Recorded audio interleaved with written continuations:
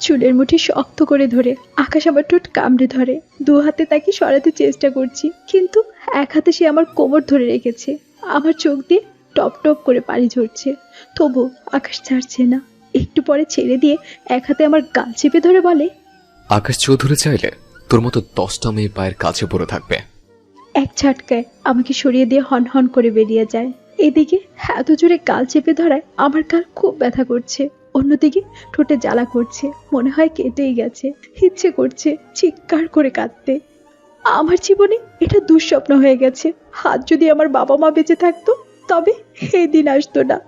এইসব ভেবে চোখের জলে নিজেকে ভাসাচ্ছি। ফোনে কথা বলতে বলতে আকাশ ঘরে প্রবেশ করে, ফোনটা রেখে বলল, এসব নাকামি এখানে চলবে না। তোর জীবনের সবচেয়ে বড় ভুল করেছিস, তার মাসুল সারা জীবন তোকিয়ে দিতে হবে। সত্যি বড় ভুল করেছি আমি। বাবা মার মৃত্যুর পরে মামার অভাবে সংসারে ঠাঁই মিলে আমার। তখন আমাদের কিচ্ছু নেই। নদী ভাঙনে বাড়ি ঘর জমি জমা সব হারিয়ে বাবা মার সাথে শহরের ছোট্ট একটা বাসায় উঠেছিলাম। সবে এসএসসি পাশ করে অনার্সে ভর্তি হয়েছি। তখন কত স্বপ্ন ছিল ডক্টর হব, কিন্তু ডাক্তারি পড়ার আর সামর্থ্য নেই। তখন বাবা খুব কষ্ট পেতেন, কারণ ভর্তি পরীক্ষা টিকেও ডাক্তারি পড়তে পারলাম না। আমি বাবাকে সান্ত্বনা দিয়ে যাই। আমার সান্ত্বনা, মাথার উপর তো আমার বটের ছায়া, বাবা মা আছে আমার। ভাগ্য আমাকে নিয়ে খেলতে শুরু করে। একদিন অ্যাক্সিডেন্টে আমার বটের ছায়া চলে যায় না ফেরার দেশে। তারপর মামা ওনারা বাসায় নিয়ে আসে। মামা এক অফিসের কর্মচারী ছিলেন, কোনো রকমের সংসার চলে যেত। 2 ছেলেমেয়ের খরচ চালিয়ে আমি তাদের উপর বাড়তি চাপ হয়ে যাই। মামা কখনো কিছু বলতেন না, কিন্তু মামি কেন চুপ করে থাকবেন? ছোটা কাজের মহিলা বিদায় হলো। ঘর ঝাড়ু, কাপড় ধোয়া, রান্না করা, বাজার করা সব এক এক করে আমার উপর পড়ে। তার মধ্যে কয়েকটা টিউশনি জোগাড় করে নিজের পড়ার খরচ জোগাড় করি।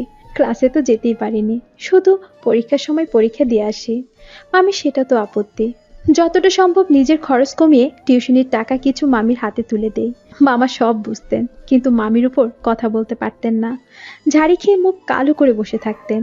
এভাবেই মামির সংসারের গায়ে খেটে পড়াশোনা শেষ করি। মামাতো ভাই বোন সাইফ আর সুমনা মামিকে লুকিয়ে আমার কাছে অনেক সাহায্য করত। কিন্তু কথায় বলে না, অভাগী যেদিকে যায় সাগরও শুকিয়ে যায়। আমার বেলাও ব্যতিক্রম হয়নি। মামার অফিস থেকে একদিন ফোন আসে, মামা খুব অসুস্থ, হাসপাতালে নেওয়া হয়েছে। মামিকে নিয়ে ছুটে গেলাম। সপ্তাহখানেক পরে মামা বাসায় ফেরেন ঠিকই, কিন্তু প্যারালাইজড হয়ে গেছে, 2 পা অসাড়। মামার অফিসের কয়েকজন এসেছিলেন দেখতে। মামা অনেক বলে কয়ে মামার কাজটা আমাকে দিতে অনুরোধ করেন। ভাগ্য বুঝি মুখ তুলে চাইল, কি যেন দয়া হলো ওনাদের, আমাকে চাকরিটা দিয়ে দিল। সেই অফিসের বস আকাশ। আমি মামার পোস্টেই জয়েন করি। একদিন একটা ফাইল নিয়ে হুট করি আকাশের কেবিনে ঢুকে পড়ি। যা দেখলাম তার জন্য মোটেও প্রস্তুত ছিলাম না। এই অফিসের একটা মেয়ে আকাশের সাথে খুব ঘনিষ্ঠ অবস্থায় আছে। আমি দেখি মাথা নিচু করে দাঁড়িয়ে আছি। How dare you! Knock knock করে আমার কেবিনে ঢোকে সাহস তোর কি করে হয়? রাকি গড়গড় করতে থাকে Akash. I am sorry, I am sorry sir, ভুল হয়ে গেছে। আসলে আমি অন্যমনস্কভাবে নক করতে ভুলে গেছি। ডেইজি নামের মেয়েটি এগিয়ে এসে বলল, কোথা থেকে এইসব জুটেছে কে জানে? এই মেয়ে বাবা মা ভদ্রতা শেখায়নি? এই মেয়ের মুখের ভদ্রতার কথা শুনে গা গিরগির করছে আমার। আমার ভুল, আমাকে আরো কিছু বললেও মেনে নিতাম, কিন্তু আমার বাবা মাকে নিয়ে কেউ কিছু বললে আমি সহ্য করতে পারি না। এক্সকিউজ মি ম্যাম, আমার ভুল হয়েছে আমি স্বীকার করছি, কিন্তু তাই বলে আপনি আমার বাবা মাকে তুলে কথা বলতে পারেন না। আর ভদ্রতা কাকে শেখাতে হবে সেটা তো দেখতেই পাচ্ছি। হ্যাঁ। You idiot! ডেইজি আমাকে চড় মারার জন্য হাত তুলতেই ওর হাত ধরে ফেলি। Don't dare you! এক ঝটকায় হাত সরিয়ে দেই। আমার ব্যবহার ডেইজি বোকা হয়ে গেছে, ভাবতেও পারিনি এমনটা করতে পারবো। আকাশ এত সময় শুনছিল, এবার এগিয়ে আসে। এই মেয়ে, তোমার তো খুব সাহস দেখছি। স্যার, আপনার মিটিংয়ের ফাইল রেডি। Excuse me. ফাইলটা ডেস্কে রেখে আমি বেরিয়ে আসি। মাসখানেক কেটে যায়, ডেইজি আমার পিছনে লেগেই আছে। আমি সতর্ক থাকি যাতে আমার ভুল ধরতে না পারে। আকাশ সেই দিনের পর আমাকে কিচ্ছু বলেনি, কিন্তু 1 সপ্তাহের মধ্যেই আমার পোস্ট পরিবর্তন করা হয়। আগে মামার পোস্টে থাকলেও এখন আমি আকাশের বিয়ে। আকাশের পাশের কেবিনটা আমার। এদিকে মাসের শেষে অফিসে একটা পার্টির আয়োজন করা হয়। পার্টি চলাকালীন আমি এক কোণায় দাঁড়িয়ে থাকি। এসবে আমি অভ্যস্ত নই। হঠাৎ খেয়াল করলাম সকলের মধ্যমণি আকাশ নেই। কিছুক্ষণ পরে আকাশের ফোন। একটা জরুরি ফাইল নিয়ে কেবিনে যেতে বলে। নক করে কেবিনে ঢুকে দেখি আকাশ চেয়ারে নেই। কেবিনটার একপাশে বসার জন্য আলাদা জায়গা আছে, তার পাশে জানলার কাছে আকাশ দাঁড়িয়ে আছে। Sir, file. টেবিলে রাখো। রেখে চলে যাচ্ছি, তখন আকাশ পিছন থেকে হাত টেনে ধরে। আমি ভয় পেয়ে ঘুরে দাঁড়াই। আকাশ একদম কাছে চলে আসে আমার, আর চোখ দুটো টকটকে লাল হয়ে গেছে। পার্টিতে ড্রিঙ্কস করেছে অনেক, হাত ছাড়াতে পারছি না। স্যার, হাত ছাড়ুন। কোথায় যাচ্ছ? এত তারা কিসের? আকাশের ব্যবহার আমার মোটেও ভাল লাগছে না। অস্বস্তি বোধ করছি। আমার কাজ আছে, হাত ছাড়ুন। তুমি আমার বিয়ে, আমি যা বলবো তুমি তাই করবে। সবাই আকাশ চৌধুরীর কাছে ভিড়তে চায়, আর তুমি কেন দূরে থাকো? আকাশ আমার সামনের এলোমেলো চুল আঙ্গুল দিয়ে ঠিক করে দেয়। আকাশ স্বাভাবিক নয়, মাতলামি করছে, বেশ বুঝতে পারছি। হাত ছাড়ুন বলছি। আমি আরো জোর করতে থাকি। এবার আকাশও হাত ছেড়ে দিয়ে দেয়ালে চেপে ধরে আমাকে। ভয়ে আমার হাত পা জমে আসে। আকাশ ক্রমশ তার মুখ এগিয়ে আনে। কি করব বুঝতে না পেরে আচমকা একটা ধাক্কা দিয়ে আকাশের হাত সরিয়ে দেই। ঠাস করে একটা চোর বসিয়ে দিই আকাশের গালে। আকাশ প্রথমে বুঝতে পারেনি ঠিকই কি ঘটেছে। একটু সময় নিয়ে বলল, এই মেয়ে, তুই আকাশ চৌধুরীর গালে চড় দিয়েছিস। আকাশ চৌধুরীর এর মাসুল তোকে দিতে হবে, অনেক বেশি ভারী পড়ে যাবে। আমি বের হতে যাই কেবিন থেকে, কিন্তু আকাশ আমার হাত ধরে একটানে দেয়ালে চেপে ধরে আমার ঠোঁটে অসম্ভব রকমের বন্য হয়ে কিস করে। অনেক ধস্তাধস্তির পর ধাক্কা সামলাতে না পেরে আকাশ তার ডেস্কের উপর পড়ে যায়। সাউন্ড প্রুফ কেবিন হওয়ায় বাহিরে কারো কানে আমার আওয়াজ পৌঁছায়নি। আর এমনিতেই সবাই পার্টিতে ব্যস্ত। আমি দৌড়ে বেরিয়ে আসি কেবিন থেকে। অফিসে আর এক মুহূর্ত থাকিনি, সরাসরি বাসায় ফিরে আসি। সারাটা রাস্তায় কেঁদে কেঁদে চোখ ফুলে গেছে। মামার এই অবস্থা, চাকরিটা চলে গেলে সংসার কিভাবে চলবে? আর আকাশের অফিসে কাজ করাও সম্ভব না। কি করব চিন্তা করতে পারছি না। এদিকে সাহেব সুমনার কলেজের বেতন দিতে হবে। ভাগ্য আমার দিকে মুখ তুলে তাকায়নি, বরং জমের মুখে ঠেলে দিয়েছে। আকাশ চৌধুরীর অনেক ক্ষমতা, দেশের নামী শিল্পপতির মধ্যে অন্যতম ক্ষমতাধর ব্যক্তি। ওনার যা ইচ্ছে তাই করতে পারেন। পরের দিন অফিসে যায়নি। এর পরের দিন যেতে ইচ্ছে না করলেও যেতে হলো। ভাগ্য ভালো, সেদিন আকাশ অফিসে ছিল না, আমাকেও ফোন দেয়নি। বিকেলবেলা তাড়াতাড়ি বাসায় ফিরি। বাসায় ঢুকতেই সুমনা দৌড়ে এসে জড়িয়ে ধরল। কি রে, কি হয়েছে? আপু, আগে হা করো, মিষ্টি খাও, তারপর বলছি। জোর করে মুখে একটা মিষ্টি ঢুকিয়ে দেয়। মিষ্টি খেতে খেতে বললাম, কিসের মিষ্টি? তোর তো আজকে কোনো রেজাল্ট দেওয়ার কথা নয়। তবে একটা সুখবর আছে, আমরা সবাই অনেক অনেক খুশি। কি সুখবর? আপু তোমার রাজকপাল, এত বড় ঘরে তোমার বিয়ে হবে। ইস, আমার যে কি খুশি লাগছে। বিয়ে? আমার? কি বলছিস এসব? এইটাই তো সারপ্রাইজ তোমার জন্য। তুমি ভাবতেও পারবে না কোথায় বিয়ে হচ্ছে।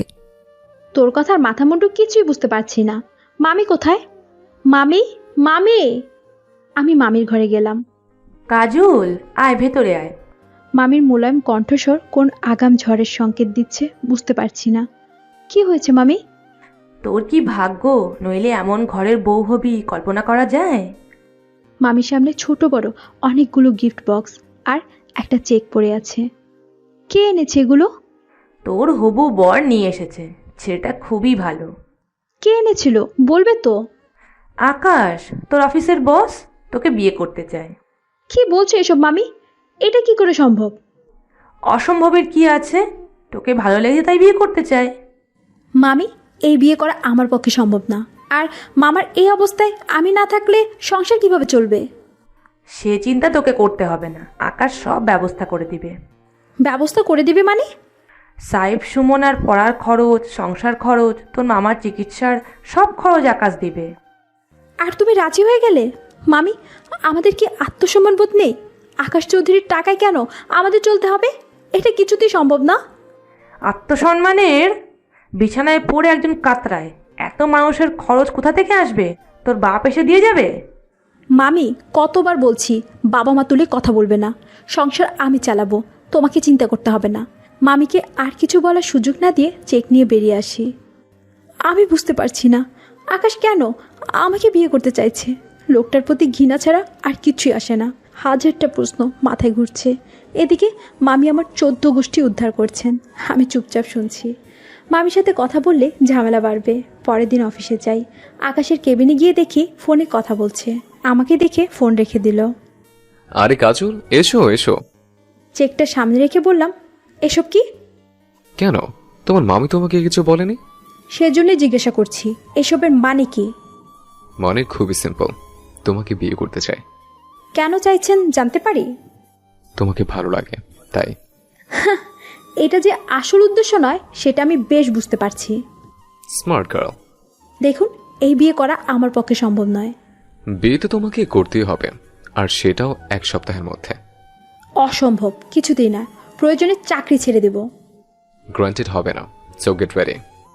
আকাশ কেবিন থেকে বেরিয়ে যায়। আর যাই হোক, এই লোকটাকে বিয়ে করা সম্ভব না। চেকটা টেবিলে রেখে চলে আসি। স্যালারি তুলতে হবে। মামার অসুস্থতার বেশ কিছু টাকা ধার করতে হয়েছে। এদিকে সাহেব সুমনারও কলেজের বেতন, টিউশনি ফ্রিও দিতে হবে। মামার ওষুধ ফুরিয়ে গেছে প্রায়। বিল তুলতে গিয়ে দেখি আমার স্যালারি আসেনি। আমার বিল পেপারে সাইন করা হয়নি। জিজ্ঞাসা করতেই তারা জানায় স্যারের নিষেধ আছে, অনুমোদন করতে হলে স্যারের অনুমতি লাগবে। রাগে দুঃখে চোখে পানি চলে আসে। সারা মাস কেটে বেতনটাও পেলাম না। আবার গেলাম আকাশের কেবিনে, আকাশ নেই। আমি আকাশের বিয়ে হলো গত 2-3 দিন আমাকে তেমন কোনো কাজই করতে হয়নি। আকাশ একাই বের হয়ে যায়। বিকেল পর্যন্ত অপেক্ষা করার পর আকাশ আসলো। স্যার, বলো, কি সিদ্ধান্ত নিলে? আমার বেতন আটকে আছে, আপনি অনুমতি না দিলে অনুমোদন দিবে না। হবে না, যতক্ষণ আমার প্রস্তাবে রাজি না হচ্ছ বেতন আটকে থাকবে। আপনি এটা করতে পারেন না স্যার, এটা আমার প্রাপ্য। সো হোয়াট, আকাশ চৌধুরী চাইলে পাবে, নইলে পাবে না। এইভাবে আমার স্যালারি আটকে রাখলে আমি আইনি ব্যবস্থায় যাব।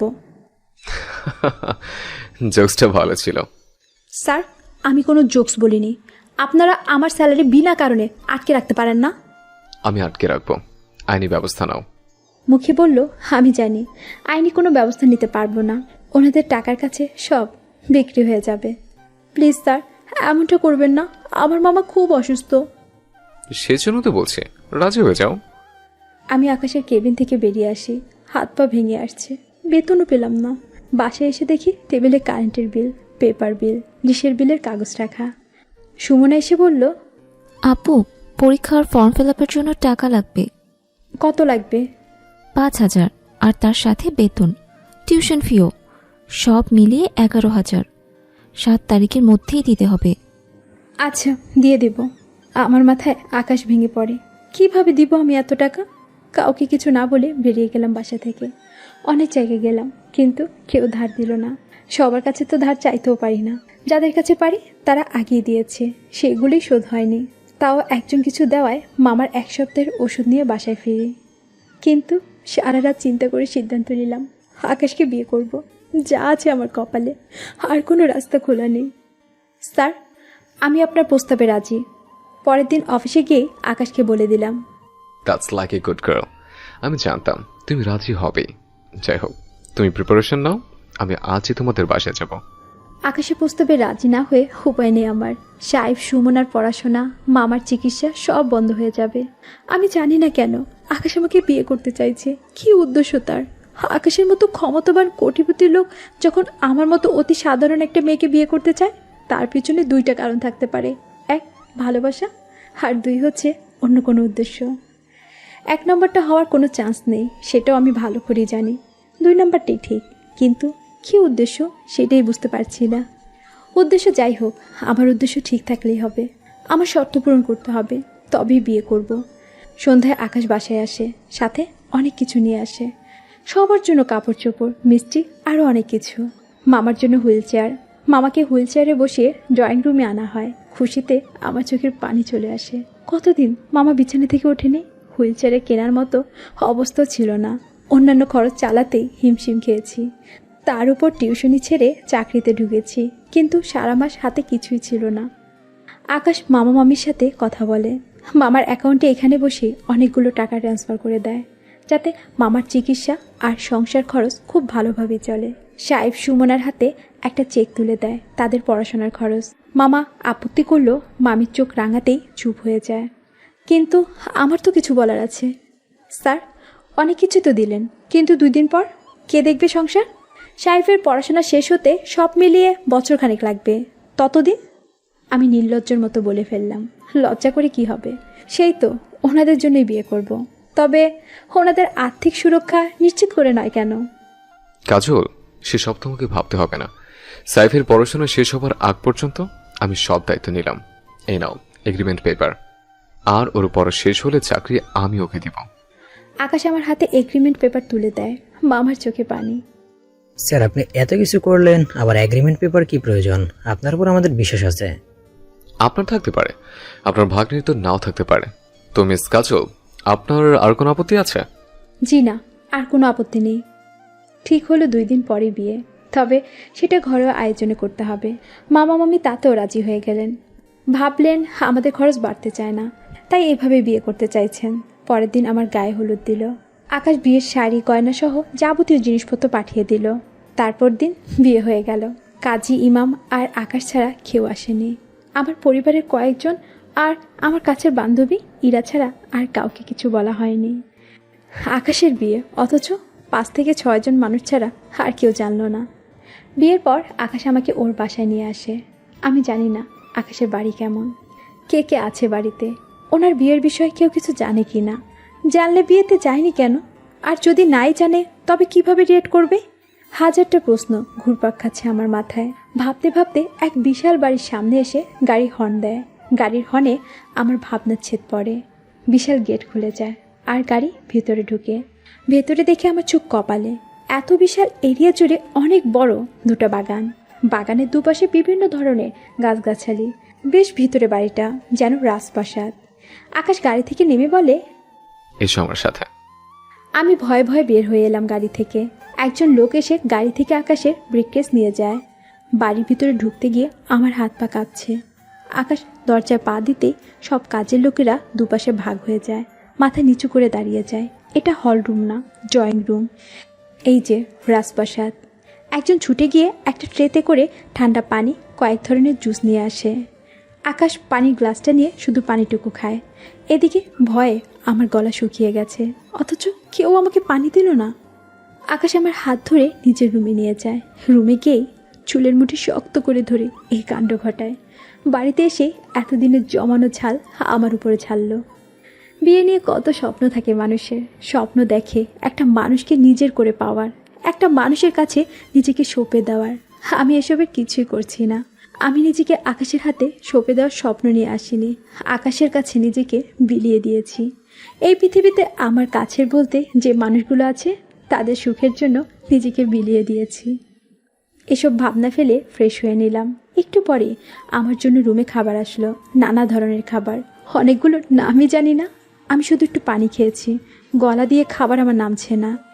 এমন সময় আকাশ এসে দেখে কিচ্ছুই খায়নি। খাওনি কেন? খিদে নেই। খিদে না থাকলেও খেতে হবে, না খেয়ে অসুস্থতার বাহানায় অফিস কামাই করা যাবে না। আমি আগে জানতাম না বিয়ের পর আকাশ চাকরিটা করতে দিবে কিনা, তবে এবার তার কথা শুনে নিশ্চিত হলাম যে চাকরিটা করতে পারবো। কেন? খাবার তো আমার ইচ্ছেতে খাবো, সেটাও তো কি আপনার অর্ডার মানতে হবে? অবশ্যই হবে, কাগজে এমনটা লেখা আছে। কিসের কাগজ? কাবিননামা। সেখানে কি লেখা আছে জানো না? কাবিননামায় লেখা আছে তুমি সম্পূর্ণ সুস্থ মস্তিষ্কে সজ্ঞানে আগামী 2 বছর আমার স্ত্রী হিসেবে থাকবে এবং আমার প্রত্যেক আদেশ মানতে বাধ্য থাকবে। কি বলছেন এসব? কাবিন নামায় এসব লেখা থাকে নাকি? আর কালিমা পড়ে তো বিয়ে করেছেন। হ্যাঁ করেছে, আর সাথে কাগজে উল্লেখ আছে আমি তোমাকে ডিভোর্স দিতে পারবো, তুমি পারবে না। তবে বিয়ে তো হয়েছে। আকাশের কথা শুনে আমার মাথা ঘুরছে। কন্ট্যাক্ট ম্যারেজ এইভাবে শোধ নিল একটা চোরে? কেন করছেন আমার সাথে এসব? কি আমার ক্ষতি করেছিলাম আপনার? তুমি আকাশকে এখন চেনো নেই, চিনবে ধীরে ধীরে। 2 বছর অনেক সময়, এর মধ্যে ভালো করে চিনবে। এবার খেয়ে নাও। খিদে নেই, খাবো না আমি। আকাশের মেজাজ খারাপ হয়ে গেছে। এক্ষুনি খেতে বলেছে তো খাবে না। কি? আমাকে না করিস? তুই খাবি না, তোর কার খাবে? আকাশ একটা পাউরুটি নিয়ে জোর করে আমার মুখে ঠেসে দেয়। এত বদমেজাজি মানুষ আমি জীবনও দেখিনি। তার চেয়ে আমার মামি 1000 গুণে ভালো। রাতে আকাশের সাথে একই বিছানায় শুতে আমি বেশ ইতস্তত বোধ করছিলাম। এই খাটাস বেটা তো একটা লুচ্চা। আমি খাটে বসে আছি, শুভ নাকি বসে থাকবো ভাবছি। আমি কিছু বুঝে ওঠার আগে আকাশ আমাকে পেছন থেকে জড়িয়ে সোজা বিছানায়। আরে কি করছেন? ছাড়ুন বলছি, ছাড়ুন। ছাড়ার জন্য তোমাকে এনেছে? তারপর চার দেয়ালে বন্দি এই ঘরে যা ঘটে তা ঘটে গেল। আমাকে বিধ্বস্ত করে দিয়েছে। মানুষের জীবনে অনেক কাঙ্ক্ষিত একটা সময় হচ্ছে বাসর। নারী পুরুষের মিলন, এটা প্রকৃতি বেঁধে দিয়েছে। বিবাহ নামক শব্দে যার বৈধতা নিশ্চিত করা হয়। বিবাহের বাহিরেও অনেকভাবে সেটা হয়ে থাকে, কখনো ইচ্ছাকৃত, কখনো অইচ্ছাকৃত। অইচ্ছাকৃতভাবে জোর করে যেটা হয় সেটারও একটা নাম আছে, ধর্ষণ। কিন্তু আমাদের সমাজে কখনো এটা শেখানো হয়নি যে স্ত্রীর ইচ্ছার বিরুদ্ধে জোর করে শারীরিক সম্পর্ক করাটাও ধর্ষণ। তাই শতকরা 99% মহিলারই এটা জানে না। তারা এটাকে স্বামীর অধিকার হিসেবে মেনে নেয়। কিন্তু আমি কি করব? 2 বছরের জন্য বিয়ে করা হয়েছে, বইয়ের স্বীকৃতি কি পেয়েছি? এই সমাজ কি আমাকে বউ বলে মানবে? আমি তো নিজেকে বিলিয়ে দিয়েছি। তাই আকাশের কাছে থেকে নিজেকে বাঁচানোর সর্বচেষ্টা ব্যর্থ হলে রাগে, দুঃখে আর শারীরিক যন্ত্রণায় চোখ ভাসিয়েছি। সেসব কিছুই আকাশকে স্পর্শ করেনি। কোনো রকমের শাড়িটা গায়ে জড়িয়ে ওয়াশরুমে ঢুকে দরজা বন্ধ করে দেই। শাওয়ার ছেড়ে ভিজতে থাকি, প্রতিটা স্পর্শ মুছে দিতে। আমার কান্না এই 4 দেয়ালে আটকে আছে। কত সময় ভিজেছি জানি না। দরজায় একটার পর একটা ধাক্কা দিয়ে যাচ্ছে আকাশ। আরও বেশ কিছুক্ষণ পরে বেরিয়ে আসি। আকাশ অপলক চেয়ে আছে আমার দিকে। তার চোখে কিছু একটা আছে, তা আমার চোখ এড়ায়নি। কিন্তু কি আছে আমি বোঝার চেষ্টা করছি না। তবে এই দৃষ্টিতে এখন কাম নেই। সেটা বুঝতে না চাইলেও নারীর চোখ এড়ায় না। কি আছে আকাশের চোখে? প্রেম নাকি অপরাধবোধ? আকাশের চোখে যাই হোক না কেন, আমার চোখে আছে একরাশ ঘৃণা। সরি। খুব ক্ষীণ স্বরে বলল আকাশ। সরি? তোর সরি গুষ্টি কিলাই, বজ্জাত লুচ্চা খাটাস। আমি কোনো কথা বলার প্রয়োজন বোধ করছি না, মুখ ফুটে গালিও না। চুপচাপ শুয়ে পড়ি। আকাশ বসে আছে। কিছু সময় বসে থেকে আকাশে শুয়ে পড়ল। আমি নীরবে কেঁদেই যাচ্ছি। পরের দিন সুমনা আর আমার বান্ধবীরা আসে। ওদের দেখে আমি খুবই খুশি হই। সুমনা তো ভীষণ খুশি। সারা বাড়ি ঘুরে ঘুরে দেখলো। আপু, এ তো দেখছি রাজপ্রাসাদ। আসলেই তোমার রাজকপাল। সেই জন্যই আকাশ ভাইয়ের মতো স্বামী পেয়েছো, একেবারে রাজপুত্র। সুমনার কথা শুনে আমি মৃদু হাসি। কি করে সুমনাকে বলি এ আমার প্রাসাদ না, হে আমার অন্য নরক? তখন ইরা বলল, কি রে, কেমন কাটলো বাসর? দূর, ধুর কি, তোর জামাই খুব রোম্যান্টিক, তাই না? কিসব যাতা বলছিস? যা দেখছি তাই বলছি। মানে কি দেখেছিস? ইরা মুখ টিপে হাসছে। আমি কিছুই বুঝতে পারছি না। কি দেখেছিস? ওই যে তোর গলায় রোম্যান্সের চিহ্ন। বলে ইরা সুমনা একসাথে ফিক করে হেসে ওঠে। লজ্জায় আমি কাচুমুচু করে গলায় হাত দিলাম। নেকলেসের ঘষায় লেগেছিল মনে হয়। কাল বুঝতে না পারলো সকাল থেকে জ্বালা করছে। কিন্তু সেটা যে ইরার চোখে পড়বে কে জানতো? আমি বললাম, ধ্যাট, এটা নেকলেসের ঘষা খেয়ে ছিলে গেছে। কিন্তু ইরা, তোর জামাই খুবই রোমান্টিক হবে। ও মা, তাই? ইস, হাউ সুইট। তবে একটা কি জানিস, বিয়ের আগে যারা লুচ্চা থাকে ওই ব্যাটারে বিয়ের রোমান্টিক নাম দেয়। বলেই আমি মুখ টিপে হাসছি। ইরা চোখ পাকিয়ে কিছু বলতে যাচ্ছিল, তখনই আকাশ হাজির। আরে আমার শালিকার দিকে হাজির। জি, আমরা হাজির। আমার বান্ধবীকে নিয়ে আসছেন, এখন আপনাদের ধরে নিতে আসছি। বুঝলাম, কিন্তু সমস্যা একটা আছে। কি সমস্যা? আসলে অফিসে অনেক কাজ পড়ে আছে। আজকে তো যেতে পারবো না, কাল শুক্রবার। তোমরা আজকে থাকবে, কাল একসঙ্গে যাব। আচ্ছা ঠিক আছে। ইরা আর সুমনা থেকে গেল। আজ আকাশ খুবই স্বাভাবিক ব্যবহার করছে। ওদের সাথে অনেক গল্প করলো। আমি আগের আকাশ আর আজকের আকাশের মধ্যে কোনো মিল খুঁজে পাচ্ছি না। কত রূপ এই মানুষটার। পরের দিন মামার বাসায় গেলাম। আকাশও সারাদিন আমাদের সাথেই ছিল। মামার সাথে আলাদা কথা বলবো সেই উপায় নেই। আকাশ ভাবছে হয়তো আমি কিছু জানিয়ে দেব, তাই কিছুতেই একা ছাড়ছে না। আমি তো কিছুতেই কিছু বলবো না। সবাই ভালো থাকুক বলে কি হবে, সবাই অযথা চিন্তা করবে। মামা আরও অসুস্থ হয়ে পড়বে। আমি তখন আকাশকে বললাম, চিন্তা নেই, কাউকে কিছু বলবো না। আমি জানি তুমি বলবে না, কিন্তু সবাই বোঝো আমি কত বউ পাগল। আমি অবাক চোখে দেখছি। আপনি আসলে কি আমি বুঝতে পারি না। অদ্ভুত মানুষ। আমার রুম আকাশ খুব মনোযোগ দিয়ে ঘুরে দেখে, আমার প্রতিটা শখের জিনিস দেখে। আমার অনেক শখের একটা ছোট্ট লাইব্রেরি আছে। টিউশনের টাকা থেকে প্রতি মাসে কিছু বই কিনতাম। আকাশ আমার বইগুলো দেখছে। শেক্সপিয়ার থেকে শুরু করে নজরুল, হুমায়ুন, বাহ বেশ ভালো তো। তুমি তো অনেক বই পড়তে পছন্দ করে দেখছে, আবার কবিতার বইও দেখছে। এই, তুমি কি কবিতাও পড়ো নাকি? হ্যাঁ, পড়ি। কেন? আকাশ কীভাবে যেন তাকিয়ে আছে আমার দিকে। তুমি সিরিয়াসলি তুমি কবিতা পড়ো? বললাম তো পড়ি। কেন, কি হয়েছে তাতে? এ যুগের মেয়ে হয়েও তুমি কবিতা পছন্দ করো, সেটাই অবাক লাগছে। অবাক হওয়ার কি আছে? সবার পছন্দ তো একরকম হয় না। আমি শেক্সপিয়ার পড়েছি, শেলি, জর্ডন ফস্ট পড়েছি। ওনাদের পড়ে যত মুগ্ধ হয়েছি, রবীন্দ্রনাথ, নজরুল, শরৎচন্দ্র পড়ে মোহিত হয়েছি। ওসব আপনি বুঝবেন না, কারণ আপনার আর আমার পৃথিবী আলাদা। আমাদের দুই পৃথিবী। আকাশ খুব মনোযোগ দিয়ে শুনল আমার কথা। অফিসের ব্যস্ততা দেখে বিকেলে আকাশ আমাকে নিয়ে ফিরে আসে। আকাশে আজ মেঘ করেছে, তার সাথে বেশ শীতল করা বাতাস। শেষ বিকেলে আমি ছাদে চলে আসি। হাতের মোবাইলে পছন্দের একটা গান প্লে করে পাশে রেখে আকাশে মেঘ দেখছি। আকাশ এসে পাশে দাঁড়িয়েছে, ওকে দেখেও কিছু বললাম না। খুব সুন্দর তো। কি? কি সুন্দর বাতাস, মেঘ কেটে কেটে যাচ্ছে, তার সঙ্গে এমন একটা গান, বেশ অন্যরকম। আগে কখনো মেঘ দেখেননি বুঝি? দেখবো না কেন, তবে এইভাবেও দেখা যায় জানতাম না। আমি দেখি আকাশে মেঘ করলে বেশ আয়োজন করে মেঘ দেখি। এমন সময় আকাশের একটা ফোন আসে। হ্যালো। কি কথা হলো বুঝতে পারলাম না। আকাশ ফোনটা রেখে দিল, কিন্তু ওর চোখে মুখে ভয়ঙ্কর একটা কিছু দেখতে পাচ্ছি। আকাশ এখানে 2 মিনিটের বেশি আর দাঁড়ায়নি, চোখ মুখ লাল করে চলে যায়। আমি হঠাৎ ওর এমন চেহারা দেখে ভয় পেয়ে গেছি। ফোনটা আসার পরে আকাশের চোখ মুখে ভয়ঙ্কর ক্রোধ দেখেছি। এরপর সারা সন্ধ্যা আকাশকে কোথাও দেখতে পাইনি।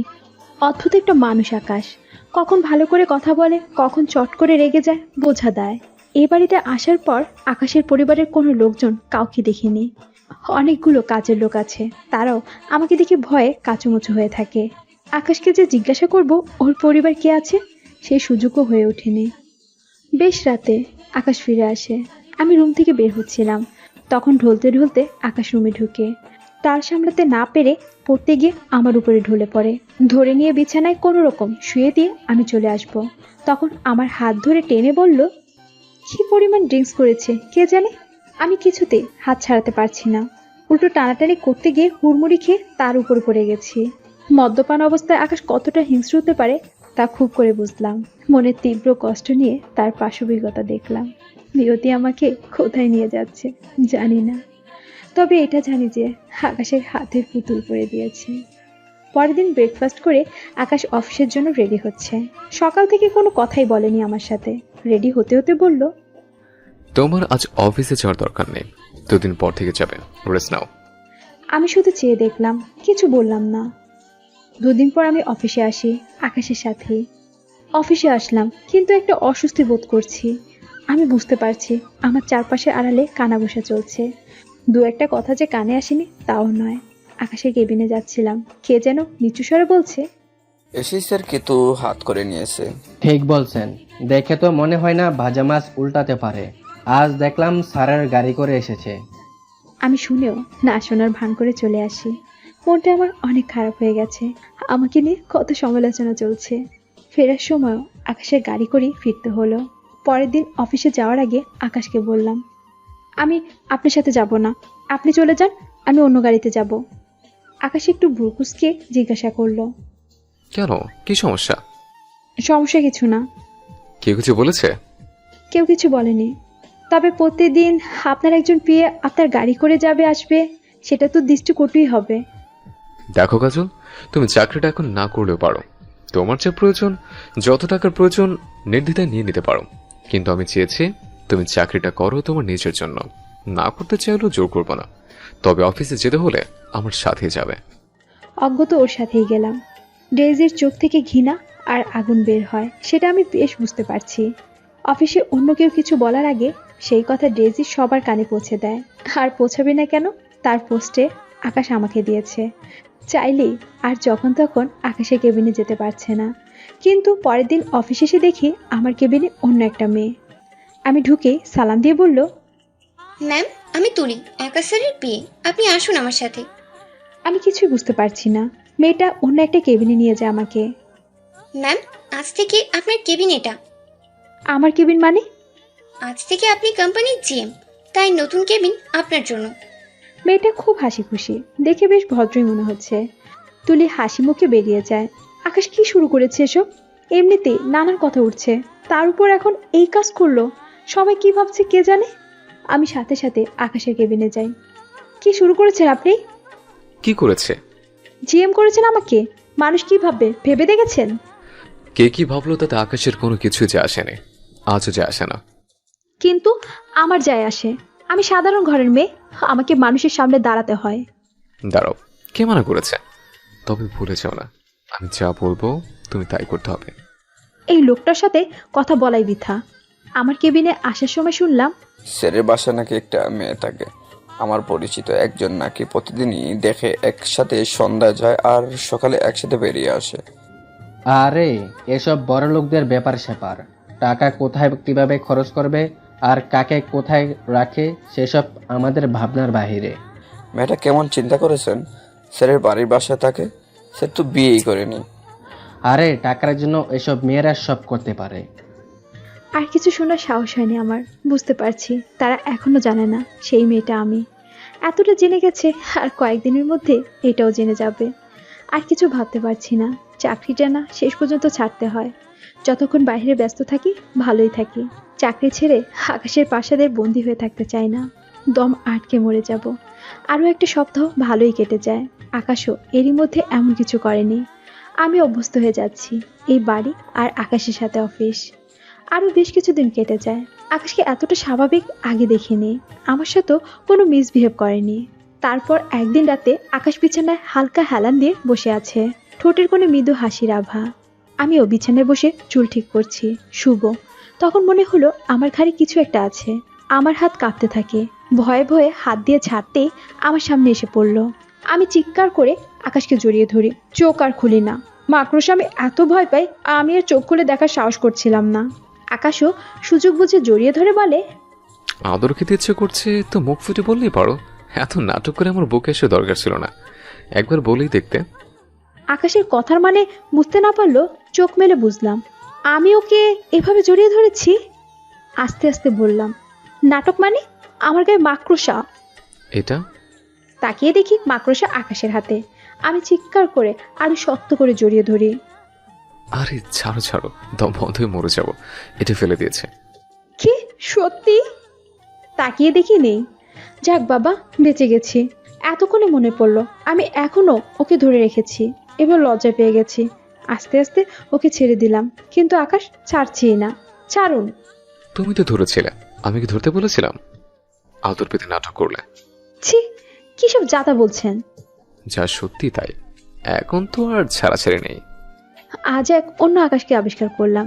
বিয়ের পর যতবার কাছে এসেছি প্রতিবার আমি নরকের যন্ত্রণায় ভোগ করেছি, কিন্তু আজ তার স্পর্শে অন্য কিছু ছিল। নিজের অজান্তেই আমি আবেশে বন্দী হয়ে যাচ্ছি। কি করছি আমি? মনে পড়তেই সরে যেতে চাইলাম। এই মেয়ে এত হাত পা ছোড়াছুড়ি করলে মাকড়সা লাগিয়ে দিব, ওই যে ওখানে রাখা আছে। তাকিয়ে দেখি সত্যি সত্যি সাইড টেবিলে রাখা। ভয়ে হাত পা জমে আছে। এই লোককে বিশ্বাস নেই, সত্যি সত্যি দিবে। আমার মাথা তখন অন্যদিকে যাচ্ছে। আজ আকাশের ছোঁয়ায় যেন ঘোরে ডুবে যাচ্ছি। সত্যি অন্যরকম ভালোবাসার ঘোরে ডুবে গেলাম। সকালে যখন ঘুম ভাঙি নিজেকে আকাশের বুকে আবিষ্কার করলাম। উনিও জড়িয়ে রেখেছেন। গত রাতের কথা মনে পড়তে নিজেই লজ্জা পেলাম। আকাশের হাত ছড়াতে ওর ঘুম ভেঙে যায়। আমি তড়িঘড়ি করে উঠে বসে এলোমেলো নিজেকে গোছাতে ব্যস্ত। আকাশ ঘুম ঘুম চোখে তাকিয়ে আছে, তাতে আমার বেশ অস্বস্তি লাগছে। হঠাৎই মাকড়সার কথা মনে পড়তে তাকিয়ে দেখি এখনো সেখানে আছে। মরে গেছে নাকি? কি? রাতের মাকড়সাটা নড়াচড়া করছে না, এখনো এক জায়গায় আছে। বোধহয় মরে গেছে, তোমার চিৎকার শোনার পর এটা হার্ট অ্যাটাক করে মারা গেছে নিশ্চিত। আকাশের ঠোঁটের কোণে একটা চাপা হাসি। আমার কেমন যেন একটা সন্দেহ হচ্ছে। উঠে এগিয়ে গিয়ে কাছ থেকে দেখলাম, না, নড়াচড়া নেই। আরো ভালো করে খেয়াল করে দেখি, এটা নকল। তার মানে আকাশ ইচ্ছে করে এসব করেছে। চোখ পাকিয়ে আকাশকে বললাম, আপনি আপনি ইচ্ছে করে ভয় দেখিয়েছেন এই রাবারের মাকড়সা দিয়ে। আমি মোটেও এসব করিনি, তুমি করেছ। তুমি আদর খেতে চেয়েছ, এর জন্য সব নিজে সাজিয়েছ, আর এখন আমার দোষ দিচ্ছ। এখন সব বুঝতে পারছি আমি। আকাশের কথা শুনে রাগে ইচ্ছে করছে নিজের মাথার চুল নিজেই ছিঁড়ি। অফিসে যাওয়ার পথে আকাশকে বেশ ফুরফুরে মনে হলো। আকাশের অনেক কিছুই এখনো আমার অজানা। কত রূপ দেখছি এই মানুষটার। আচ্ছা, আপনার পাশে আপনার নিজের কোনো মানুষজন নেই কেন? কোনোদিন আপনার বাবা মায়ের কথাও শুনিনি। আর একটা বিষয় খেয়াল করলাম, সারা বাড়িতে ওনাদের কোনো ছবিও নেই কেন? আমার কেউ নেই। মুখ শক্ত করে জবাব দেয় আকাশ। তারপর আর কোনো কথা বলেনি। তবে তার চেহারার রং পাল্টে গেছে, এটা চোখে পড়ার মতো। তাই আমিও আর ঘাটাইনি। হয়তো আমার বাবা মায়ের মতো ওনারা। শুধু শুধু মনে কষ্ট দিলাম। অফিসে পৌঁছে আকাশ আমার আগে গাড়ি থেকে নেমে হন হন করে চলে যায়। তারপর যতক্ষণ অফিসে ছিল সবাই ভয়ে কাঠ হয়েছিল, যে সামনে যাচ্ছে সেই তোপের মুখে পড়ছে। লাঞ্চের আগে বেরিয়ে যায় আকাশ। অফিস শেষে বের হয়ে দেখি আমার জন্য গাড়ি পাঠিয়েছে, কিন্তু আকাশ নেই। বাসায় ফিরো আকাশকে কোথাও পেলাম না। এদিকে ঘন কালো কালো মেঘ করছে। একটু পরে ঝুম বৃষ্টি শুরু হয়। একা একা বসে আছি, ভালো লাগছে না। এই বাড়িতে অনেক মানুষ, সবাই সময় মতো সব কাজ করে। আকাশের রুমের এইদিকে তারা একটা নির্দিষ্ট সময় আসে, তাছাড়া উপরে তারা তেমন একটা আসে না। আমি নিজে গিয়ে কখনো কথা বললেও তারা গুটিয়ে থাকে। এটা আমার খুব খারাপ লাগে।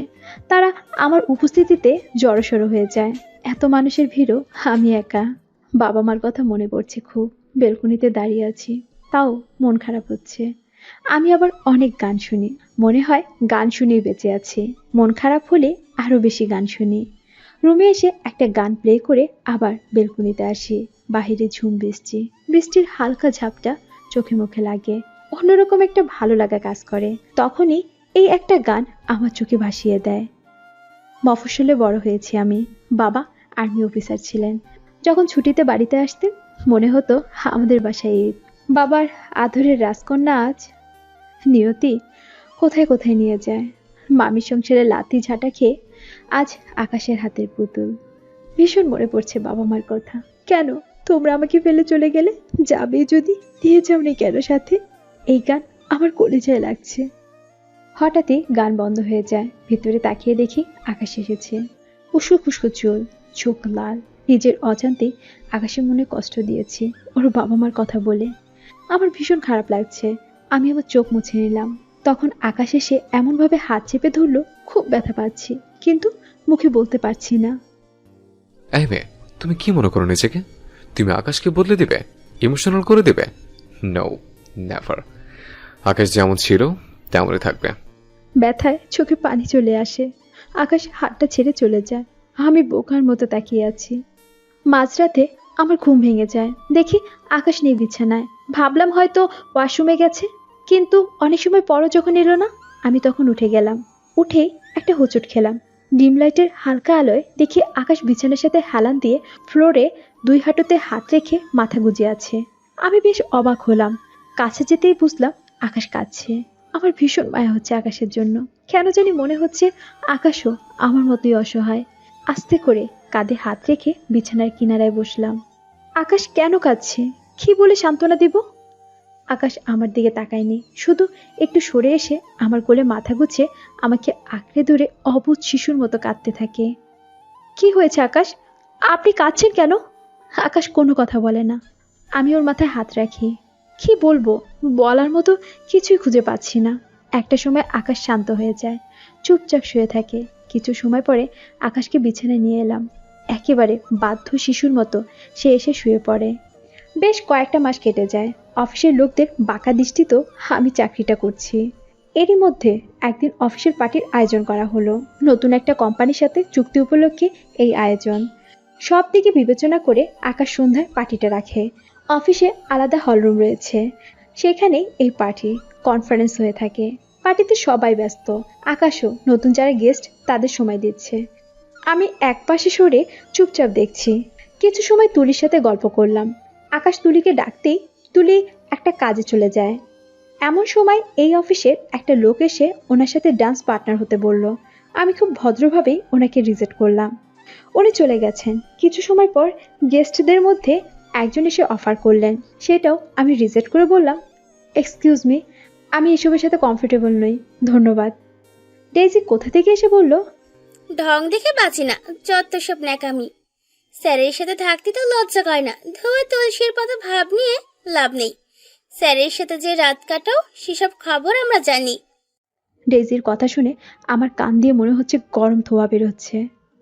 ডেইজি, নিজেকে সামলাতে না পেরে চর দেওয়ার জন্য হাত তুলতে ডেইজি আমার হাত ধরে ফেলে। হয়েছে তো, স্যারের রক্ষিতা, সাহস হয় কি করে আমার গায়ে হাত তোলার? তখন দাঁড়িয়ে থাকা লোকটা বলল, তাই নাকি? আকাশ সাহেবের পছন্দ আছে বলতে হবে। You are so sexy. তা আমি একবার একটু ফরক করে দেখতে চাই। আকাশ সাহেব পুরো সপ্তাহে যা দেয় আমি এক রাতে তার দ্বিগুণ দিব। প্লিজ আপত্তি করবেন না। এক মুহূর্ত আর সেখানে দাঁড়াতে পারলাম না, মুখে হাত চেপে দৌড়ে বেরিয়ে আসি। আকাশ আমায় কোথায় নামিয়েছে, খসছে আমার বুক ফেটে যাচ্ছে। রাস্তায় হাঁটছি আর চোখ মুচ্ছি বারবার। এই ছিল আমার কপালে। আকাশ কি তবে এটাই চেয়েছিল? কিছু ভাবতে পারছি না। ইদানি মাথা ভীষণ যন্ত্রণা করছে, মাথা ঘুরায়, এখনো আমার মাথা চক্কর দিচ্ছে। এমন সময় আকাশের গাড়ি আমার সামনে এসে থামে। আকাশ বেরিয়ে আসে, আমার হাত ধরে বলে, চল আমার সাথে। কোথায়? অফিসে। ঝাটকা দিয়ে ওর হাত ছড়িয়ে দে। রাগে আমার চোখে আগুন জ্বলছে। কেন? আরো ক্লায়েন্ট আছে নাকি আপনার, যারা ওনাদের সাথে রাত কাটানোর অফার করবে? আকাশ ঠাস করে একটা চর বসিয়ে দেয় আমার গালে। চুপচাপ আমার সাথে চলো। যাব না, আমি কোথাও যাব না। আকাশ আমার হাত ধরে টেনে নিয়ে গিয়ে গাড়িতে তুলতে তুলতে বলল, সবাই জানুক তুমি কে, সবার জানার প্রয়োজন। কি জানাবেন? হ্যাঁ, আমি আপনার 2 বছরের চুক্তি করাবো। আপনারা ব্যবসায় যেমন চুক্তি করেন, আজ এটার সাথে চুক্তি শেষ হলে কাল নতুন কোনো কোম্পানির সাথে, সবাইকে হেঁটেই জানাতে চাইছেন? একদম চুপ থাকো, চুপচাপ বসে থাকবে। ভুল কি বলেছি? তারাও ভুল কিছু বলেনি। আপনার চুক্তি শেষ হলে আরেকজন আমাকে 1 মাসের জন্য চুক্তির অফার করতে পারে।